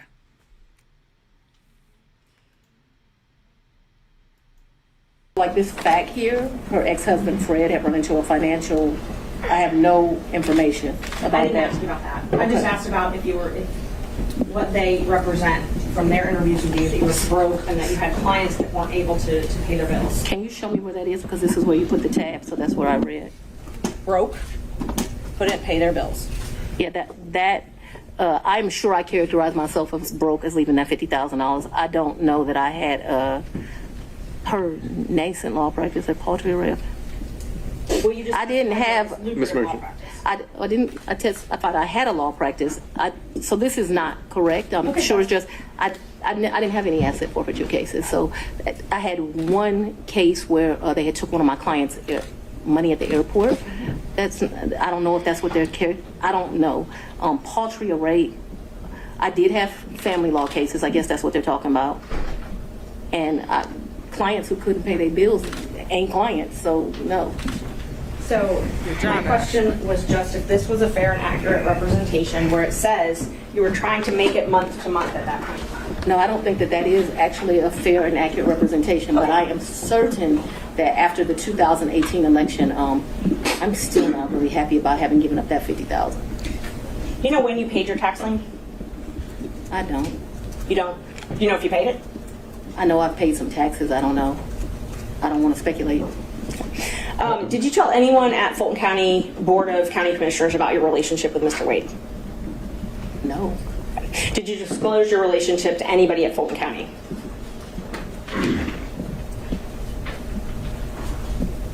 No, I don't think so.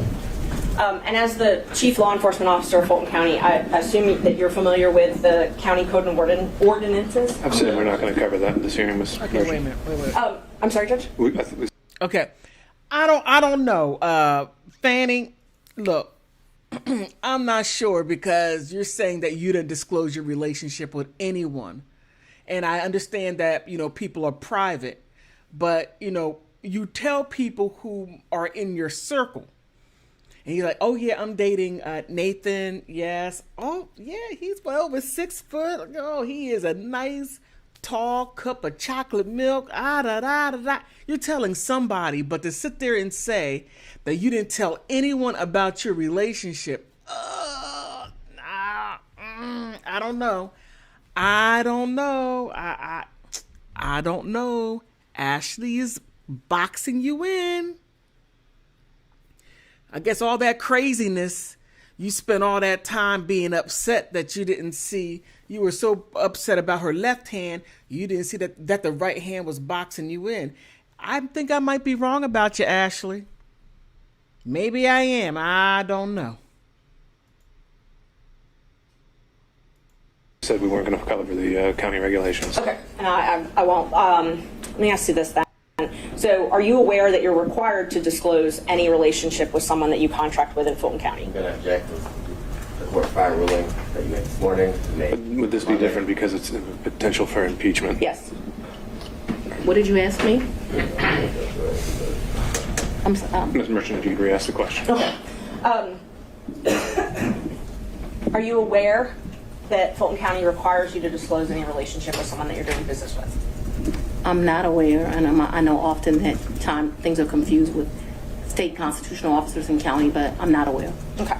So it's not your, so it's your understanding that you don't have a duty to disclose the relationship? She's answered that question. Let's keep going.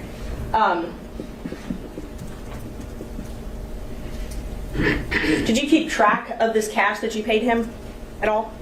What are you talking? I don't understand. Did you keep track? Did you keep a ledger? Did you keep track of it? So I've only given him cash, as I mentioned, 3 or 4 times. There's no ledger. This is friends handing money off to each other. So the answer is no. You didn't keep And I track think you've of it. already asked whether there was any written proof whatsoever, and she's Yes. answered that. Okay. So we've covered this. Let's move on.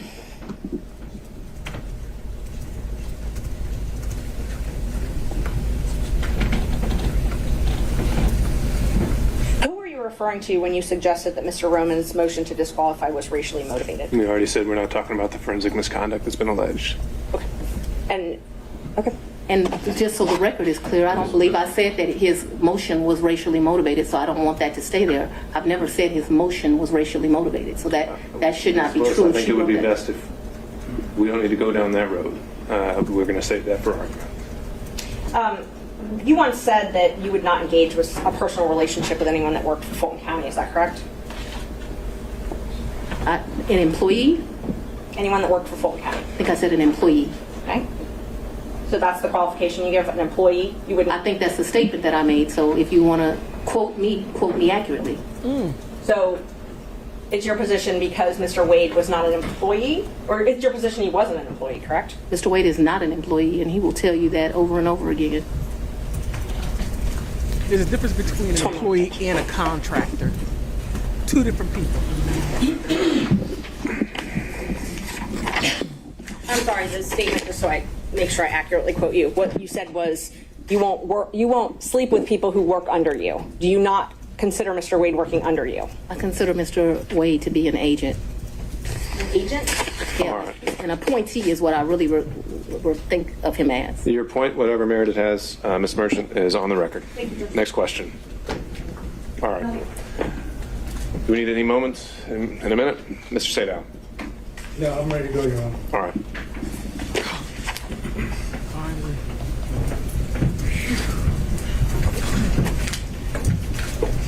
Now I think he is really going to get it.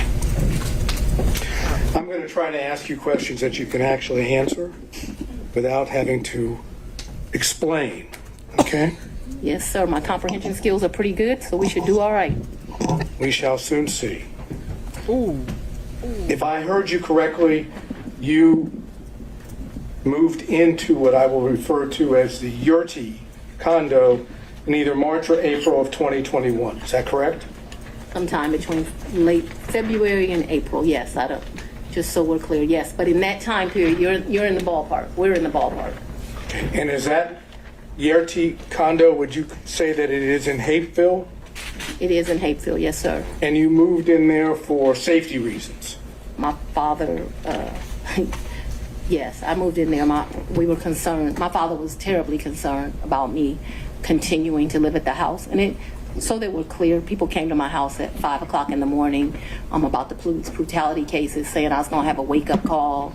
There were security threats due to gang cases, and there were concerns due to the, that was at the very beginning of this, looking into that. And so for all of those reasons and what was happening, my father wanted me out the house, and begrudgingly I left. Okay, so the answer to the question was a yes for safety reasons, correct? Those were all of the things that caused the safety concerns. I'm sorry. I'm not questioning whether they are or are not safety concerns. I just asked that you moved into this condo, Yeartie condo, Right. for safety reasons, right? Yes. Okay. At the time that you moved into the condo, be it from February to April of 2021, Yes. was your father still living in your house? Right, because my father. That's yeah. all I ask you. But I get to explain the answer, sir. I don't know if there's an explanation. If I ask you, was your father still living at your house, the answer is either he was or he wasn't. Yes, but you are going to get to argue at the end of this, as we both I'm know. not gonna argue And so anything. I I'm would gonna like to ask- be able to explain why. I'm gonna- And so, okay. yes, because my father is an older Willis. gentleman, he was worried about COVID, and he stayed. Now this is what Ashleigh should have been doing. Fani owned her. Now this gentleman, I think his name is Craig Gillen. I think that's Craig Gillen, is going to give Fani a run for her money experience. This is going to be interesting. So I'm going to have to say that's the second time. Whenever we have to put a pause, stop testifying, okay? You'll have a chance to explain yourself. The question was whether your father was not staying there at the time, and you're clarifying that in your answer as well. You can have a brief clarification, but it shouldn't be something that reaches well beyond the question. All right, Mr. Sadow, you can re-ask the question. We'll see where it takes us. Okay, thank you. Was your father still living in your house at the time you moved to what I would refer to as the Yeartie condo? Yes, sir, he was, due to his concerns related to COVID. Okay. The safety concern was that there was potential danger at your house. Is that correct? Yes, my address had been exposed, so yes, there was concerns about potential danger at my house. Okay, so anyone staying at your house in the time period after you went to the Yeartie condo was still in danger, correct? Yeah, well, no, he did. I think you have to. It's your attorney, Ms. Willis. Sorry, Mr. Potter, your objection is speculation Yes. to the question of Speculation. whether someone was still in danger at her condo. Just let her answer the question. Or Mr. Sadow wants to rephrase. No, I'm not sure. I was able to I've got- understand it. I've got the objection, and then I have, I'll withdraw the objection. We can move forward. Okay. So, and I remember the question, so I can answer it. well, you can now that the objection's been withdrawn. Can you try to answer that question? Yes. Was there still a safety concern I was- for people staying at the house? Yes, I was very concerned about my father still living at the house. However, if you have dealt with an older gentleman He was not leaving the house, despite my urging him that I thought he should leave as well. He did not want to leave the house because he was particularly worried at his age about COVID. But that became I don't want to say, I was not happy with that decision of my father's, but I can't ultimately make him leave, and he stayed there too long, in my opinion. Okay, thank you. During that period that you left to go to the Yeartie condo, did any of your children stay at your house? So I don't think that they were there at that point. Certainly my baby wasn't there. I'm talking about this entire period. We're talking about, if I remember correctly, and you'll correct me, I'm sure, you said that you stayed there at what I would call the Yeartie condo until January of 2022, correct? Yes. Okay, so I'm asking you, in that period, which would be February to April of 2021 until January of 22, did any of your children stay at your house? And you don't have to yell at me. I'm able to understand. So I would ask you to not yell at me. That being said, I don't actually expressly remember, but I can tell you, since I have left my home, there have been times my oldest daughter came in. But I can't tell you with certainty the time window that you've said, if they did or not. So I don't want to speculate to that. But there was some time that my oldest daughter came back. Whether it was that period or after I left the Yeartie residence, I'm not sure, okay? Okay, so if I continue to go into more detail on this, you're not going to be able to give me an answer of whether or not, in fact, any of your children were still at the house or stayed at your house during that time period, correct? What I can give clarity of, so that we are clear, is from the time I moved out in February-ish of 2021, after I left there was a time period that my oldest daughter came back.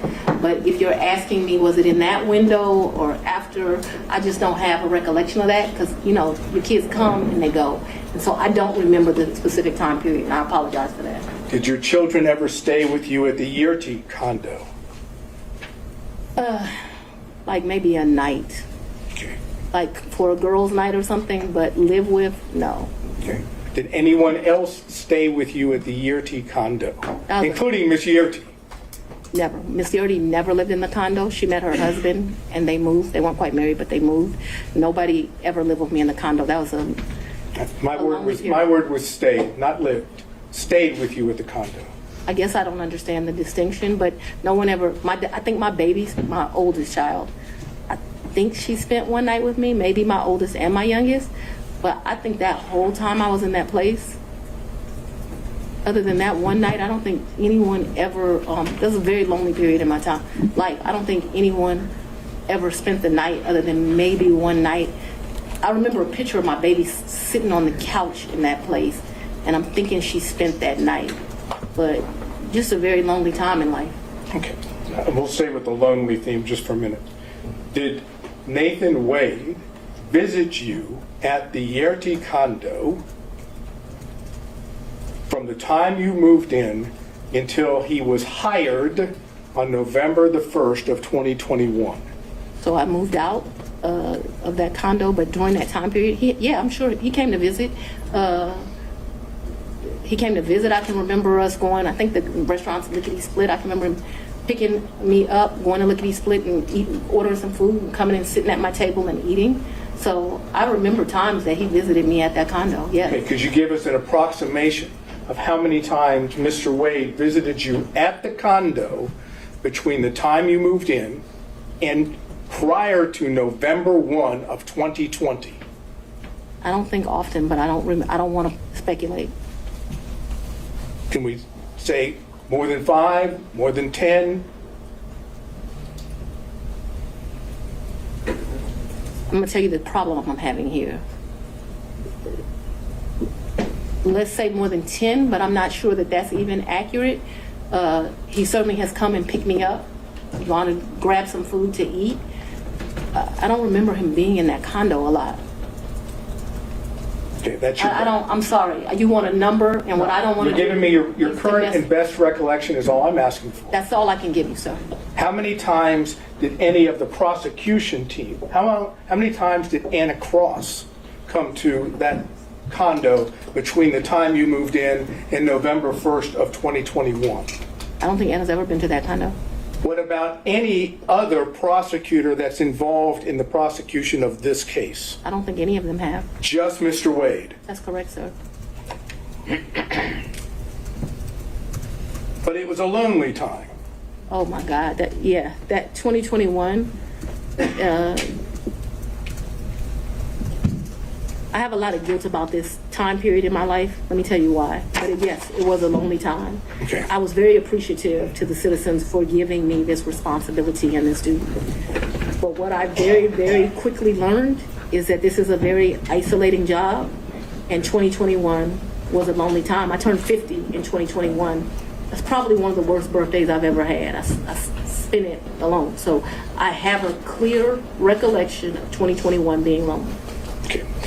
Did Mr. Wade ever visit you at the condo, the time period I'm talking about, prior to November of 2021, when Ms. Yeartie was at the condo? So Miss Yeartie and me, we didn't share the condo at the same time. So the answer would be no. But we never stayed there together, so it's an impossibility. It's an impossibility. Yeah. Okay. Now, Miss Yeartie, because we need to get clarification on this. Miss Yeartie stayed in that place. There may have been a time that me and Mr. Wade visited, like went and saw Miss Yeartie, but me and Miss Yeartie never lived there together. Just so we're clear. Well, maybe that was clear, but I'm going to have to try again. Okay. Was Miss Yeartie still living in the condo when you moved in? Not a day. Okay. So what I'm That was talking... another misrepresentation in this. We never lived together. I never lived with Miss Yeartie. My question, though, I'm trying to understand Okay. that after you moved in to the condo, Miss Yeartie she was out of the condo, right? She got a house. That's all I'm asking. She's not in the condo.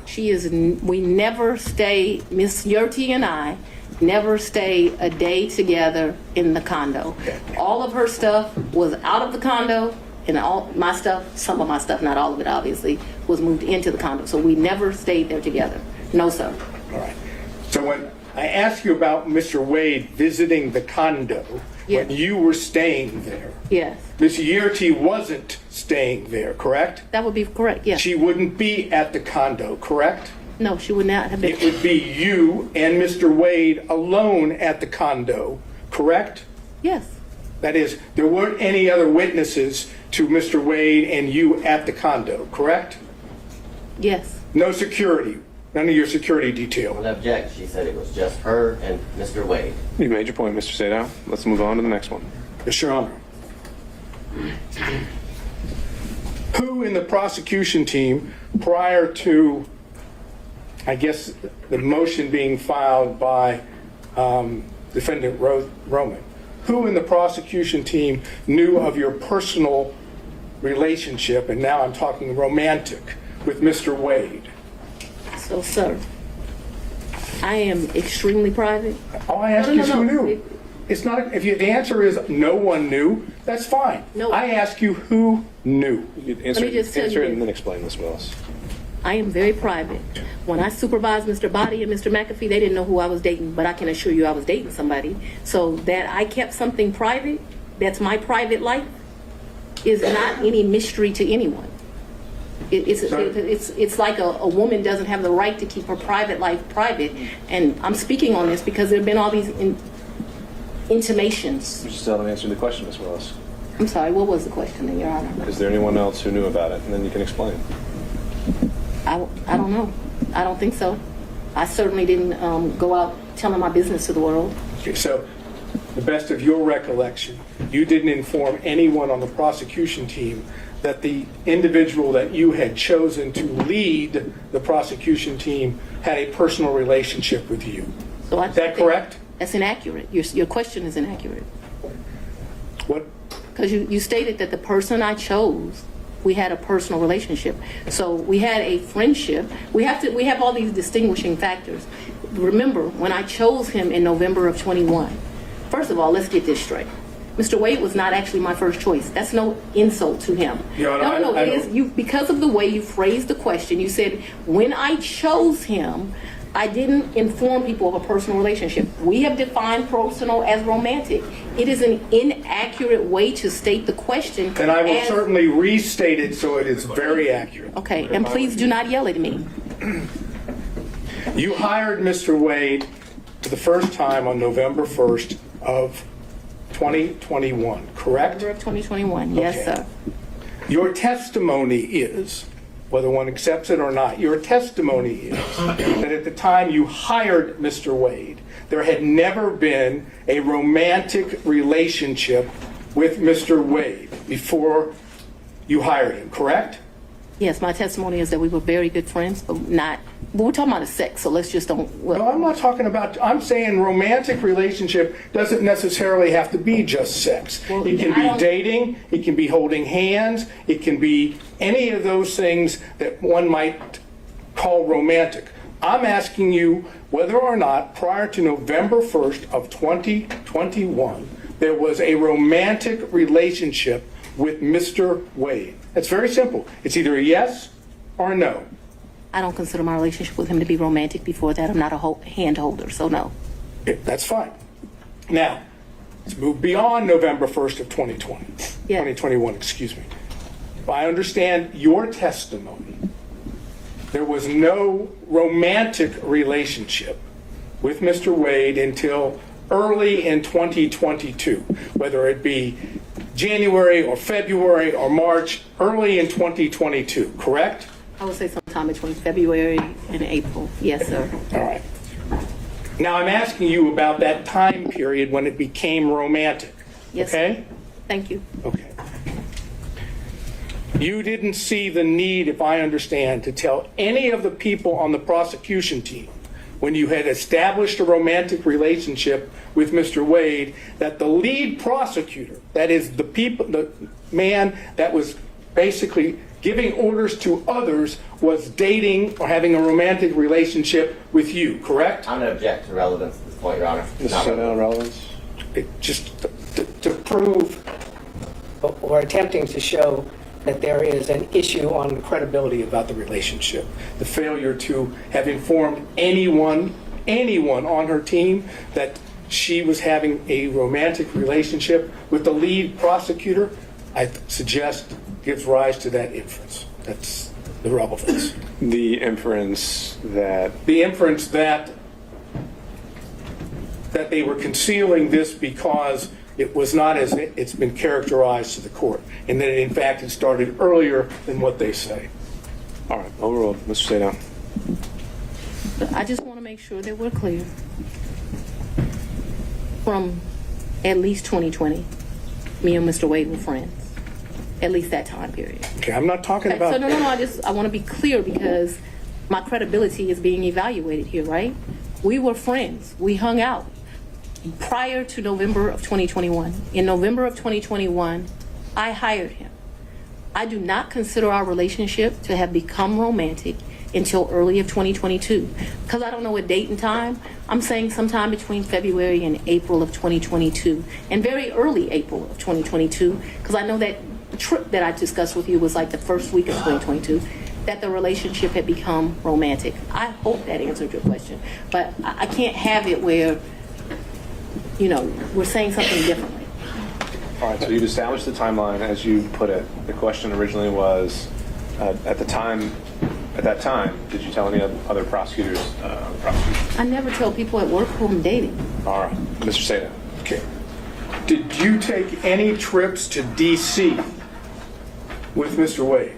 Never. Did you take, okay, so you have no, what I would call personal trips or business trips to D.C. with Mr. Wade? I never went to D.C. with Mr. Wade, personal, business, otherwise, never. Okay, so. I've never been in the District of Columbia with Mr. Wade, or Maryland, Virginia, the DMV as they call it. So as I understand it, just to be clear, any trips that you would have taken to see D.C. That was a pretty clear answer. Huh? That was a pretty clear answer. Ask the answer She just said no. twice. So you have a variation or something new to bring up? I'll ask it and we'll see. Did you take trips to D.C. that were non-business during the time period that this case or this matter was under investigation. I'm going to object as to relevance as it relates to the matter that we're here before Your Honor. Well, again, the question already asked was, should you take personal or business trips? She said, But that was with Personal Mr. or Wade. business? That was with Mr. Wade. This I asked her alone whether she took. okay. What's the relevance? And what would be the relevance of that? I tried to understand whether or not we have an ability to show a personal trip in which Mr. Wade is there at the same time. The answer is no. I understand her answer. Okay, I understand her answer, but we have documents, we have records that. Your Honor, I'm going to object to the documents, the things that. Well, this could be something that's maybe not part of the record yet, but if he has I think there have been other things discussed in this case, and they have evidence that Mr. Wade may have been in D.C. at the same time. If you want to ask about that exact specific date, Mr. Sadon, you can do that. I would reference to the court that that was not asked of Mr. Wade. Anything about any trips to D.C. Sure. And so that's going to limit its merit and impact on credibility. So, Mr. Sadon, ask the question. I understand your testimony is you never took a trip to D.C. with Mr. Wade. That's correct. Personal or business. That's correct. Were you ever in D.C. at the same time as Mr. Wade? I was not. On personal or business? No, me and Mr. Wade have not been to D.C. at the same time. However, since Mr. Wade has been on this case, he's been to D.C. Since Mr. Wade has been on to this case, I've been to D.C. What has not happened is we have not been in the District of Columbia at the same time. Now, the only thing I'm not sure about with what you asked me is if I've been to D.C. personally, because I got a lot of personal friends in that area. But I know that I have been to D.C. I did an interview at Howard University. I went to D.C. for that. Seems like I've been to D.C. one other time. Oh, I went to D.C. for the Global Summit. Actually, yeah, those were two separate trips. My next question is based on her opening the door, and therefore I'll just ask it, and Your Honor can decide whether or not it's appropriate. When you went to D.C., did you go to the White House? Objection. I did not go to the White House. No, well, Apparently, I'm going to get the answer anyhow. there you have it. Next question. Okay. You indicated your best recollection was that your relationship with Mr. Wade, the romantic relationship, ended, you left it in August of 2023. That sound right? That's the hard conversation. That's not the. We've covered this. Next question. And you characterized it as a tough conversation, correct? Yes.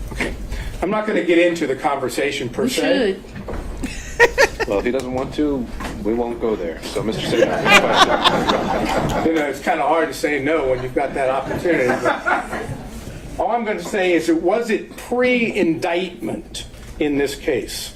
So, We know the timeline that the indictment was delivered. but, actually, and so that I'll we're give you clear, that. the physical relationship ended pre-indictment. And is that when you were talking about the tough conversation? But I'm not sure that the tough conversation didn't happen until after, but the physical relationship, so I'm sure if you ask Mr. Wade, because he's a male, he would say we ended June or July, because physical contact ended then. Just in my mind, being a woman, it's over when you have that, like, hard conversation. I just think women and men think differently. And I think the answer, Mr. Sadon, to your question was she's not sure whether it was before or after the indictment. Well, I'm not sure that was her answer, but let's see if I can get specific. That is what I said. That's what I said. I'll let you. Next question, Mr. Sadon. If you need to Want to say clarify. one more? The romantic relationship ended before the indictment was returned, yes or no? To a man, yes. Well, to a man, yes. To you, no? She's explained this, Mr. Sadon. She's explained this. And did the forthcoming indictment have anything to do with that? Or was it just a coincidence? Mr. Let's go on and have the conversation. I've just asked you whether or not it was a coincidence. Had absolutely nothing to do with this. It's interesting that we're here about this money. Mr. Wade is used to women that, as he told me one one time, the only thing a woman can do for him is make him a sandwich. We would have brutal arguments about the fact that I am your equal. I don't need anything from a man. A man is not a plan. A man is a companion. And so there was tension always in our relationship, which is why I would give him his money back. I don't need anybody to foot my bills. The only man who's ever foot my bills completely is my daddy. Is there anything else you would like to add to that? No. Sure. And I'm sure we'll talk about it further. No, we're not going to talk about it further. All right, no back and forth, Mr. Sadell. Next question. My next question is something that that has to do with what I've characterized as the church speech. Let me just tell you what the question is, because I know that's not something. Preserve it for the record. Huh? You can preserve the question for the record, but then we'll move on. That's correct. Thank you. When you gave what I've referred to as the Martin Luther King weekend church speech, you know what I'm referring to? A great honor of mine. That's a historic African-American church. Yes, I do. Okay. Did you have handwritten notes with you that you were reading from during the speech? And on second thought, Mr. Sadell, because you might have a number of questions about this, why don't we just bullet point what you would want to cover on this, preserved for the record, and then we'll move on to the next topic. Okay. Since I had laid out before that forensic misconduct isn't a subject Do of the I evidentiary. not get an answer for that? That's right. Okay. Did you read your speech? Well, no, Mr. Sadell, for everything related to any forensic. Oh, you just want me to stay out of it now? We're just not. We can do it in a bullet form if you just want to cover what you would have asked, but it's not in a question and answer format. Okay, so I should do that at this point, or do it Sure. when you're ready? We can do it right now, so it's fresh on. I'm going to ask her about, did she prepare the speech? Did she have notes on the speech? Did she read the speech? When did she do this? When did she write the speech? Who was she referring to when she was talking about others? Who was she referring to when she said they? Who she was referring to when she spoke in terms of their, that is, their, I would love to answer those questions. Well, Ms. Willis, you could certainly do that in some other format, but for today, that's what we decided we're not going to cover. who was she talking about that was playing the race card, and why she didn't tell people at the church that she had had a personal / romantic relationship with the, all due respect the way it was characterized, the black man that she was referring to, and was the black man she referring to, was that Mr. Wade? Okay. That's that area of inquiry. Noted for the record, Mr. Sadell. Next topic. Okay.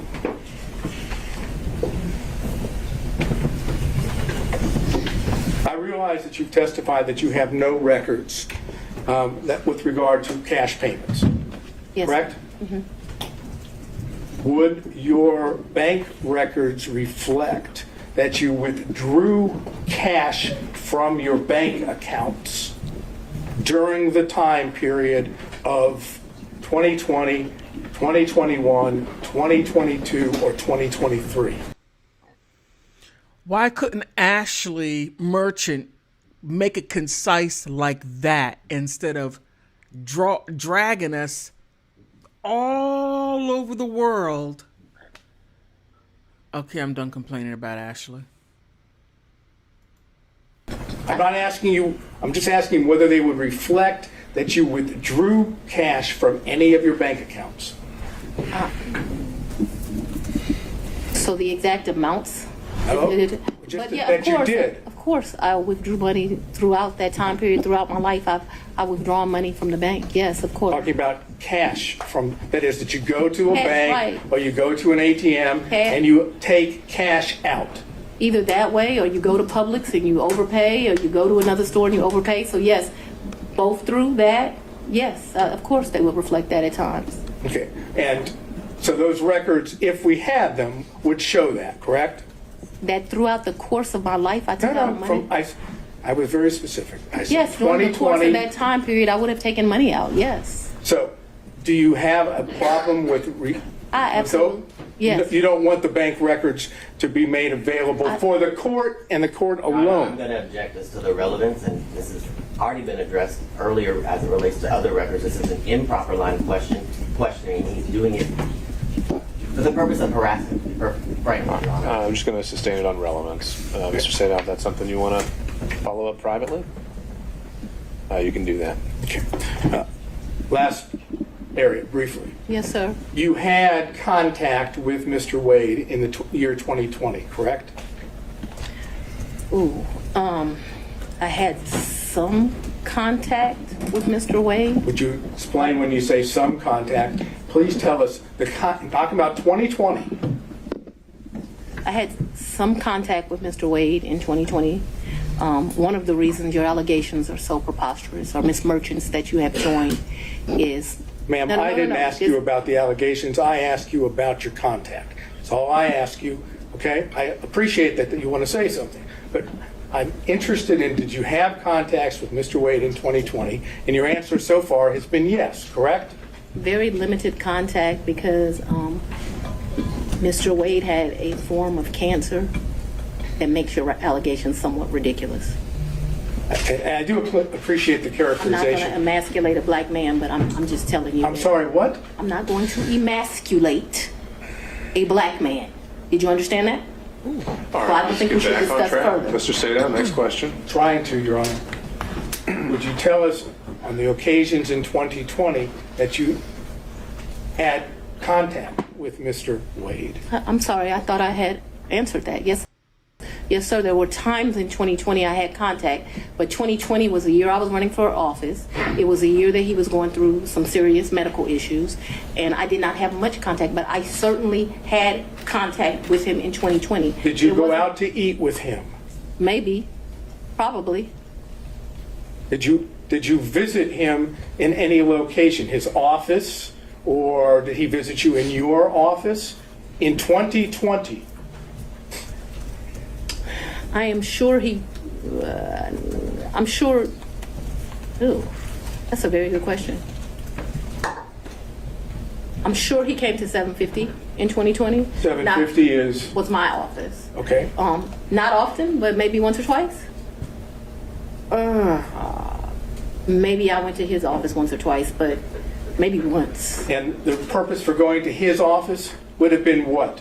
Maybe we would have went to Mellow Mushrooms for pizza, or maybe he would have come for lunch. I'm sure we went by each other's office though, but not often, not a lot. We both grinding, trying to make a living. Wait, I understand what you've said about the cancer, and I'm not going into that. But when you were going out with him to restaurants, or when he would come to your office, right?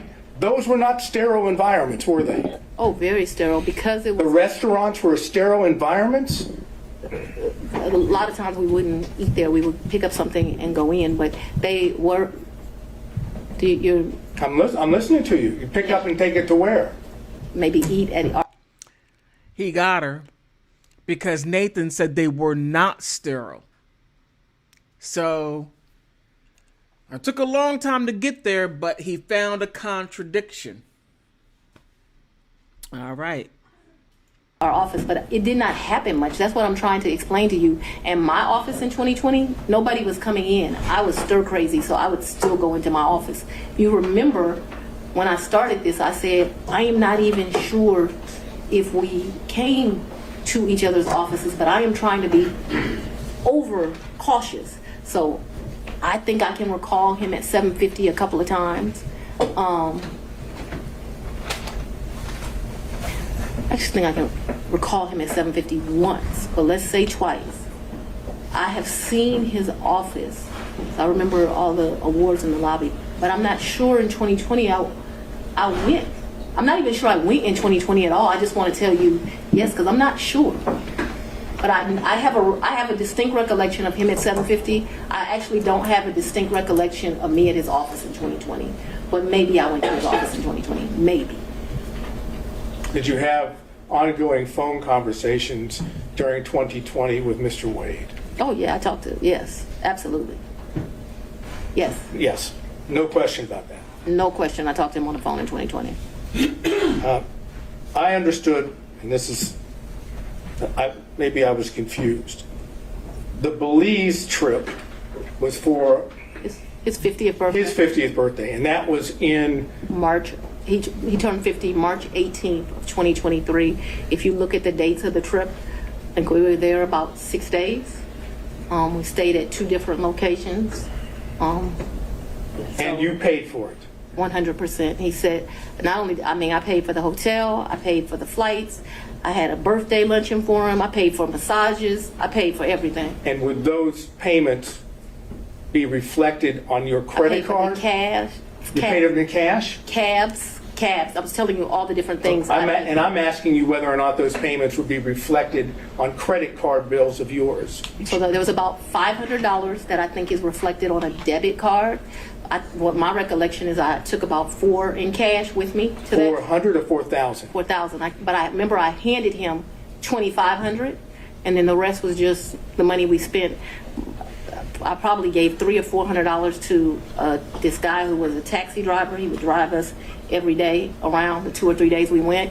Took him to eat like it was my trip money. And you had, to be clear, to end this up, the 4,000 that you've just told us. But I didn't give it all to him. Remember, I only gave the $2,500 to him.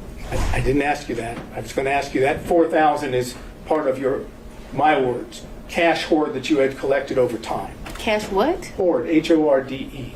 Oh, I thought you said something different, sir. No, I'm afraid I wouldn't say that under any circumstances to you or in court. All right, back on track. So hoard, cash hoard debt. I would not classify it in that way, but I have money at my house. Yes, sir. Okay. And the money, when you had money at your house, I'm speaking too loosely. I had money wherever I was staying. So I was not referring to my house in 750. I'm saying I had money wherever I was laying my head. Yes, sir. That was my fault that I wasn't clear. okay, so when you were at what we said the Yeartie condo during the time period we've always discussed, that's where you would keep your cash. When I stayed there, yes. Okay, that's all I have. Thank you. All right, I want to see if we can get through a few more defense counsel if possible before breaking for today. Mr. Stockton.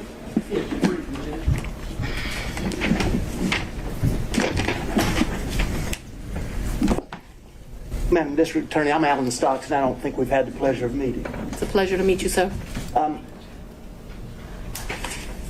Madam DA, you described these various trips, and Mr. Sadow asked you about going to Washington. Did you and Mr. Wade go to New York? I've gone to New York. I've gone to New York twice since I've been district attorney. I'm trying to think if it's 2 or 3 times. I went to do a domestic violence thing there for sure, and I was honored, and I went to the Apollo there. Those are the only 2 trips that come to mind. I went. He was not with me. You also said that he was a world traveler and had been on many of the continents. I've been to 6. Have you been on any of those continents with him? Besides this one? Where's Belize? What continent is that? I'm not being funny. I don't know. Let's say, with the I've been exception to Belize with him. I've been. Oh, Fani. Oh, my goodness. Please. Please. I know you didn't say what continent is Belize on. Oh, my goodness. Oh, Lord.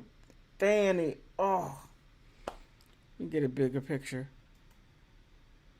Oh, Fani. Oh, man. No. Belize. Oh. It's gonna. Oh, man, Fani. Look at a map. A world map. Oh, man. Okay, I'm done complaining. Oh, man. Been to the Bahamas with him. I've been with Aruba with him. Don't embarrass me. I'm not sure what continents those are on. Whatever continents those are, that's where I've been. I'm sure if I gave it some thought, I would tell you. But whatever continents those are, that I've been to those locations, sir. But not Australia or any other continents? I don't even want to go to Australia. I do know he took a trip in December to Australia. I have no idea, I don't know anything about that trip. When Mr. Wade began working with your office, Yes, he had 2 other gentlemen that worked in his firm with him. Is that correct? yes. Terrence Bradley worked for him, and Chris Campbell worked not for him. They worked with each other. Did you understand what their partnership arrangement was? No. Did he ever make you aware of how fees were divided or anything? No. Now, since you have been district attorney, the 2 gentlemen that worked with Mr. Wade and his firm, they also had contracts with your office. Is that correct? I probably had 2. I don't. We already Well, I don't know if we've covered this in Ms. Willis, but I still don't know what the relevance would be of her testimony to this. But I've had about 10, oh, I'm sorry, do you want me to answer Let's or figure not? this out. Judge, respectfully, I think based on Mr. Wade's testimony, he had an interest in those contracts. Sure. And then, but how's that been imputed to Ms. Willis? I don't know whether or not she knew she was giving him that benefit. That's what I was trying to explore. Okay. Well, maybe we can start with that question, and then if she doesn't know about it, then the ins and outs of all the contracts wouldn't be quite as relevant. Judge, to lay a foundation for that, though, Let's see where it respectfully, I need takes us. to. Go ahead. The two gentlemen that were in Mr. Wade's office, did they have what I think's been referred to as a taint contract? So let me be clear, and I may get the names wrong. When I first became DA, the office was not properly staffed. And so I'm surprised any lawyer would take it, but I did a contract for like $60 an hour to help us out with first appearance. That lasted a few months. Okay, so I can't remember if Bradley or Campbell had that. I'm sure we can have records and I can tell you which one, but I just can't remember now. I liked their experience. Bradley had been a probation officer and a defense attorney. Campbell had been a police officer and a defense attorney. There's a reason I'm telling you this. Then that contract, like I said, it didn't last long. It was just, I was aggressively hiring. As soon as I got where I felt like I had first appearance, enough lawyers for that, I let them go. Then we had what's called a filter contract, but it was not filter for this particular case. I do have a lawyer who does the filter for this election interference case. When we're talking about filter, the contract they had that neither one of them has any longer, I now have another lawyer that does that for me. It was only for police brutality cases. It's for what I call so when I first got to be the DA, I had, the whole unit was called anti-corruption. It dealt with both elections and police brutality cases. I actually took a trip to Houston and visited the district attorney in Houston. They divided their work up, and I thought the way she was doing it was better than me. And so I made a civil rights unit. And so they did what we would classify as civil rights cases. Those are specifically the police brutality cases. When I first took over, I was told Paul had not filtered 5 cases. That was a joke. It ended up being the 101 cases. They weren't filtered, which is why I hired 2 of them. Eventually we got it down enough that it was 1 of them. And then now I still have 1 lawyer that does it, but now I've been able to cut those cases down to like 30. Can you tell me and help me understand what the purpose of the filter is? Yes, sir. So what a filter is police officers make statements in the line of duty, and you are not allowed as the prosecutor to know what those statements are if they're done in the furtherance of their employment. And in fact, if you know what those statements are, you're basically disqualified from the case. You can't have it anymore. So what our policy is, I think I pay them like a $50 flat fee. They pick the case up directly from the GBI because that's where those cases go to. And then what they are to do is to go through the entire file. So the body cam, which is important because sometimes they'll make a statement to their supervisor on body cam, in the police reports where they write things. It would be easy if it was just some statement of the police officer, but what you find out is these statements are embedded in it. And so what your filter lawyer does is they go through it, they either redact it out electronically or they cross it out, and then once it is crossed out, then they provide it to my team, and then we're able to look at it. That was not being done appropriately when I became district attorney. I thought that it had only been, so Mr. Howard had some Chinese wall thing that I didn't think worked at all, where allegedly those cases were properly redacted. That ended up being a joke. And so the 5 cases really turned into, I'm not gonna say all 101, but a vast majority. That is the work that Mr. Bradley and Mr. Campbell did for me. They did a really good job. All of those cases that we originally came with, they're done. Those cases they're not just done for Mr. Bradley and Mr. Campbell, they're done through my office. But obviously life is not stagnant. There have been new police cases. I do have a lawyer that is doing that work now. That doesn't work for me. That's same kind of deal. I have another lawyer that does filtering for this case, completely separate. So in the same private office, you had a filter contract, then you had somebody else handling first appearances and so forth, and then you had a special prosecutor. Is that correct? I'm just not. Ultimately, the answer to your question is yes, but I'm not sure that they did it at the same time. The first appearance contract was either $60 or $90. I don't know really how I convinced them to be able to take that, but I think because it was for such a short amount of time.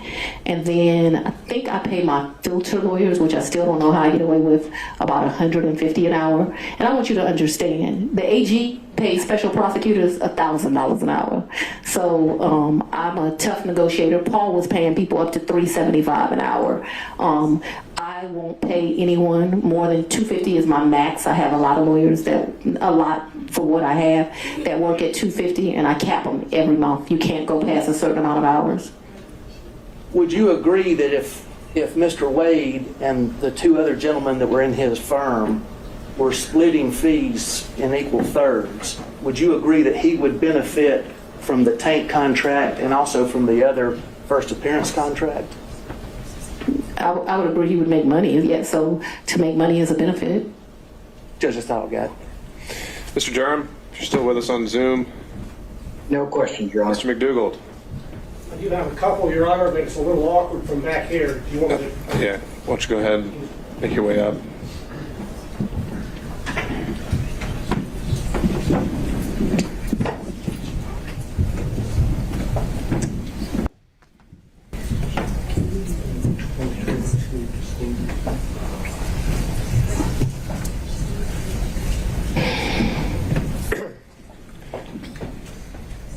Good afternoon, Ms. Willis. How you doing? I'm very well. How are you, Mr. McDougall? I think this is our first in-person meeting, correct? Second. Second? Well, I apologize for not remembering you more clear. That's quite all right. I'm referring now to exhibit number 21, Yes, sir. which was your financial disclosure form for 2022. Yes, sir. And it has a question which requires you to disclose any gifts or favors from a single prohibited source in the aggregate amount of $100 or more. Do you see that? I don't, but I believe you. It would be on page 2 in the middle, paragraph number 3. Oh. That's why she always paid half, because by her being a district attorney, she could not receive any monies. Okay. Starting to make sense. All right.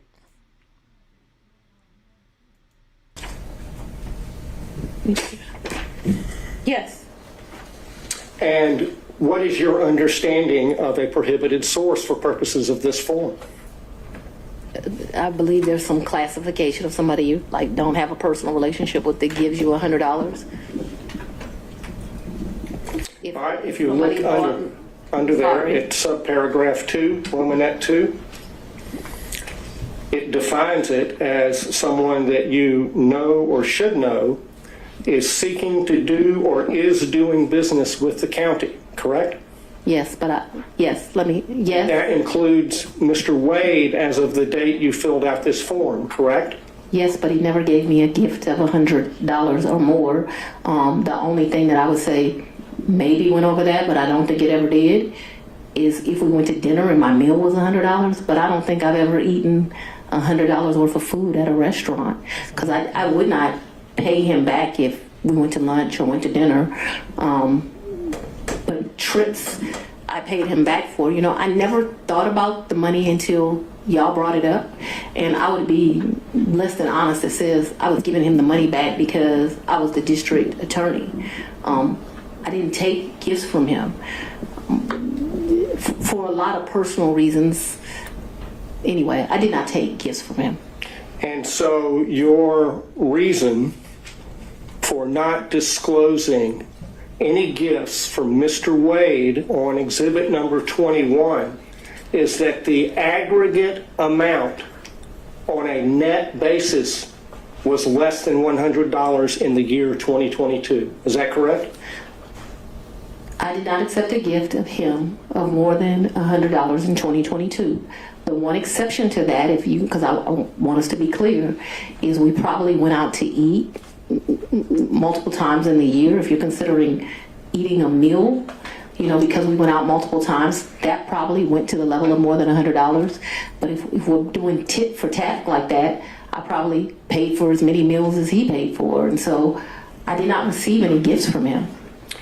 The question on the form, I understand the the question. aggregate in excess of $100, and your testimony is that you did not receive in the aggregate more than $100. All right, Mr. McDougal, you can sit down now.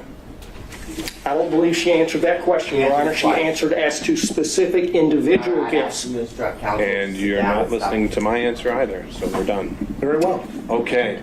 Mr. Rice. No further questions. Mr. Gillen.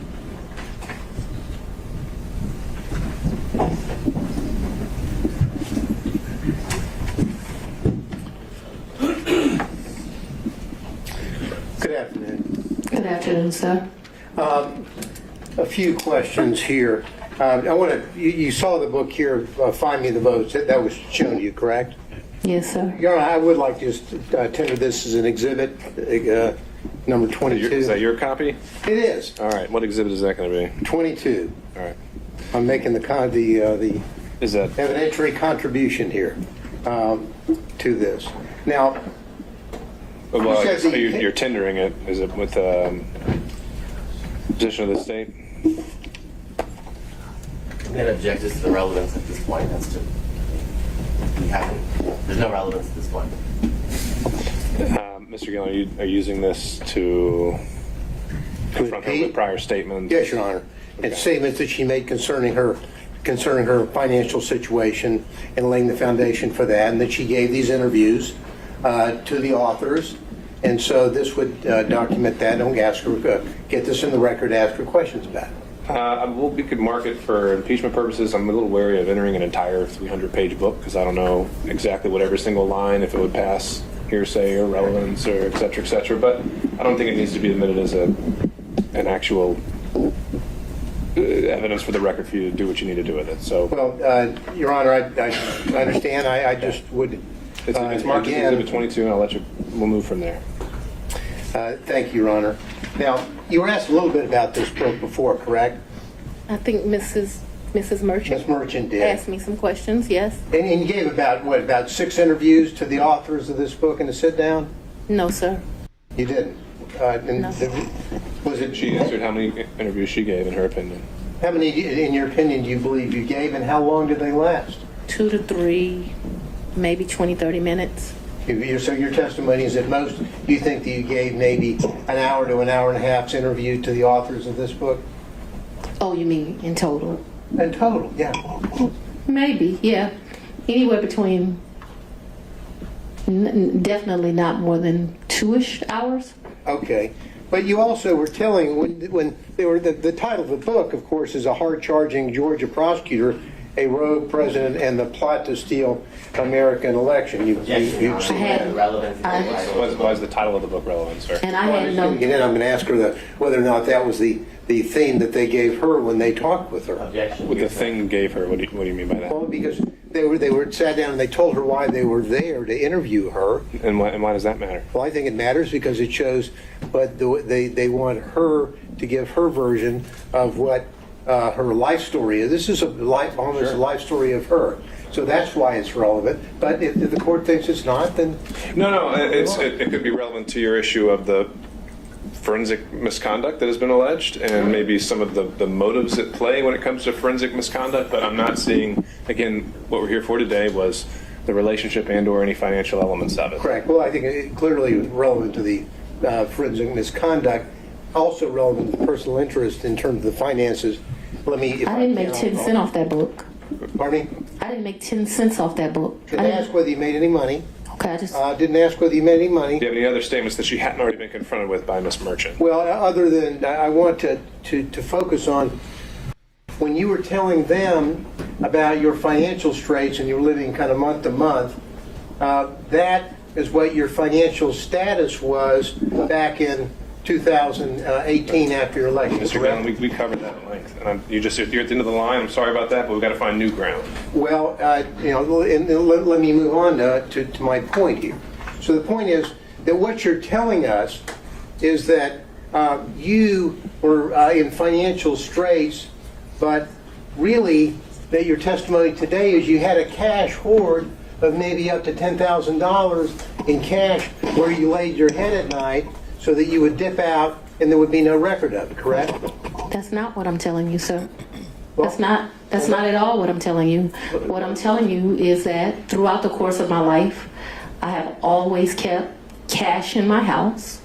That cash has ranged from times, my father would probably be ashamed of this because he would say it should be more, but that cash at times has ranged from $500 to maybe $9,000, and he would be like, that is not what I told you to do. I've always had that amount of money. What I've told you is that when I travel, you do better negotiating when you travel. If you have cash, you go to get the cab. They say, oh, we're going to charge you $300 for the day. Well, I got American cash. Will you take it for $150? And so it's my practice to take money when I travel. We're not talking about a whole lot of money. We're going to the Bahamas. $1,500 in cash is in my pocket, or at the most $2,500. Belize was actually probably the most money I've ever taken. And it was taken because it was a big deal. My 50th birthday sucked. His 50th birthday, it sucked. It was terrible. No. Your Honor, and I'd so like to get back to some questions here. I'm trying to answer rather it. than I narrative. think it would help if we... So let's move to the specific yes or no's here. Have you told us today that you would keep a cash hoard in your residence up to about $9,000? Yes or no? And throughout the course of my adult life. And so let's even be more specific than that.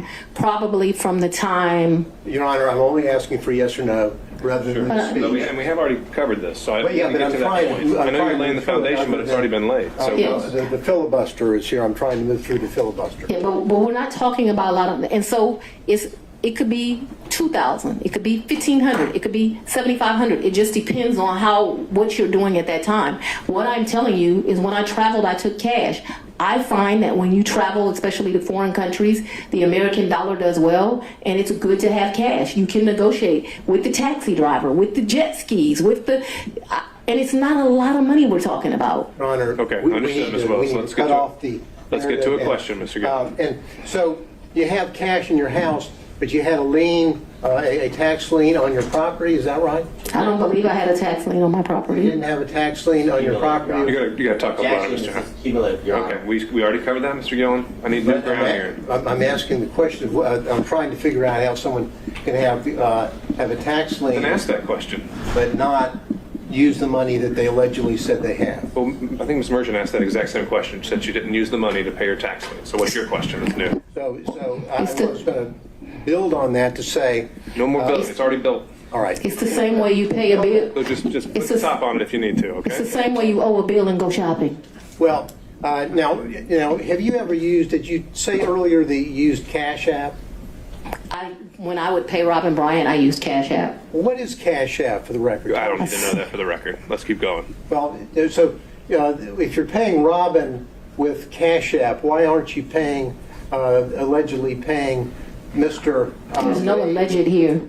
Why aren't you paying allegedly Mr. Wade with Cash App? I don't think Mr. Wade does Cash App.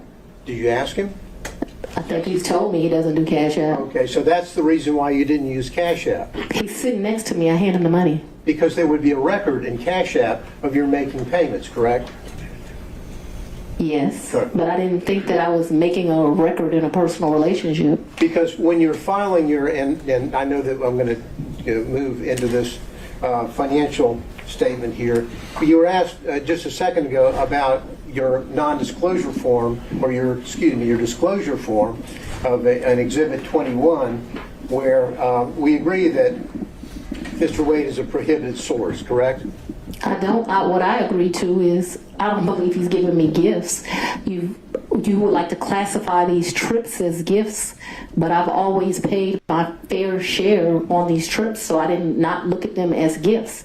I don't think that what this is disclosing, and they can tell me if they mean something different, I don't think it means that if you go to dinner with somebody over the course of a year and it gets to 100, you're supposed to report it. If my understanding of that is wrong, I've probably been to lunches with a couple of people that over the course of a year they paid, I paid. Prohibited source means. We already went over this, Mr. Gillen. Mr. McDougall. Well, Your Honor, I have to lay the foundation here before I can follow up with my next question. I don't know why you can't. You have to. Well, it's already okay. questions have been made. Then your 2022 disclosure form did not list any of the thousands and thousands of dollars that Mr. Wade paid for on trips that you were on. Objection. Isn't that correct? That's because Mr. Wade was paid that money back, or he was paid due to the fact that I bought the plane ticket or I paid for the hotel. There were never money that he gave me. That wasn't the nature of our relationship. You know, there's so many men, and Mr. Wade is one of them, where the nature of the relationship is they're just paying a woman. The nature of our relationship is companionship and friendship. Despite the way people would like to paint certain women, it's just not true. Final question. And not a single solitary documentary piece of evidence showing that you have withdrawn the cash to pay back. Thank you, Mr. Gillen. That's not accurate. Thank you. Okay, Mr. McCullough, on behalf of Mr. Floyd. All right, and Mr. Cromwell on behalf of Ms. Latham. Great thing about becoming last is both of your questions. I had one question, Ms. Willis. Can you hear me? Yes, sir. In the time period between February of 2021 and January of 2022, while you were staying at the Yeartie condo, did your father ever come and visit you during that time period at the Yeartie condo? He did not. That's all I have. Thank you, Your Honor. All right, Ms. Cross, I would imagine you have a number of topics to cover with Ms. Willis that'll take more than 10 to 15 minutes. I do. Okay. Then I think we've reached a stopping point for today. And so, Ms. Willis, I'd ask if you could step down now. And I'd also remind you that you're not to discuss your testimony or that of any other witness until tomorrow morning. Back here. And we'll begin again at 9 a.m. 9 a.m. We'll do 9 a.m. this time tomorrow. Before we recess for today, I want to check in on logistics, and I'll ask Ms. Merchant. Okay, I'm going to leave it right here because testimony is over for today. Now, I have to say, whoa, Fani came out swinging, and she most definitely has given many of the attorneys issues. And towards the end, Mr. Gillen and Mr. Rice sort of cornered her in a little bit. But I have to say, Miss Ashleigh Merchant, I have to say I was not impressed. I really wasn't. Her questions were not refined. They were too broad. The judge kept on telling her to concise it and even giving her some pointers on the bench, which he was not supposed to do. He wasn't. I think Miss Merchant hindered in many ways, simply in my opinion. I'm not a lawyer, but then she did redeem herself a little bit. But on that note, what are your thoughts? Please like, subscribe. They are for free. Help the algorithm. And I do appreciate you watching. Leave a comment. And when you do, please write down the time period so I could go back and look and then answer your question. And on that note, I just want to thank you for stopping by, because you could be anywhere and you are. And I want to thank you for stopping by here. Bye-bye.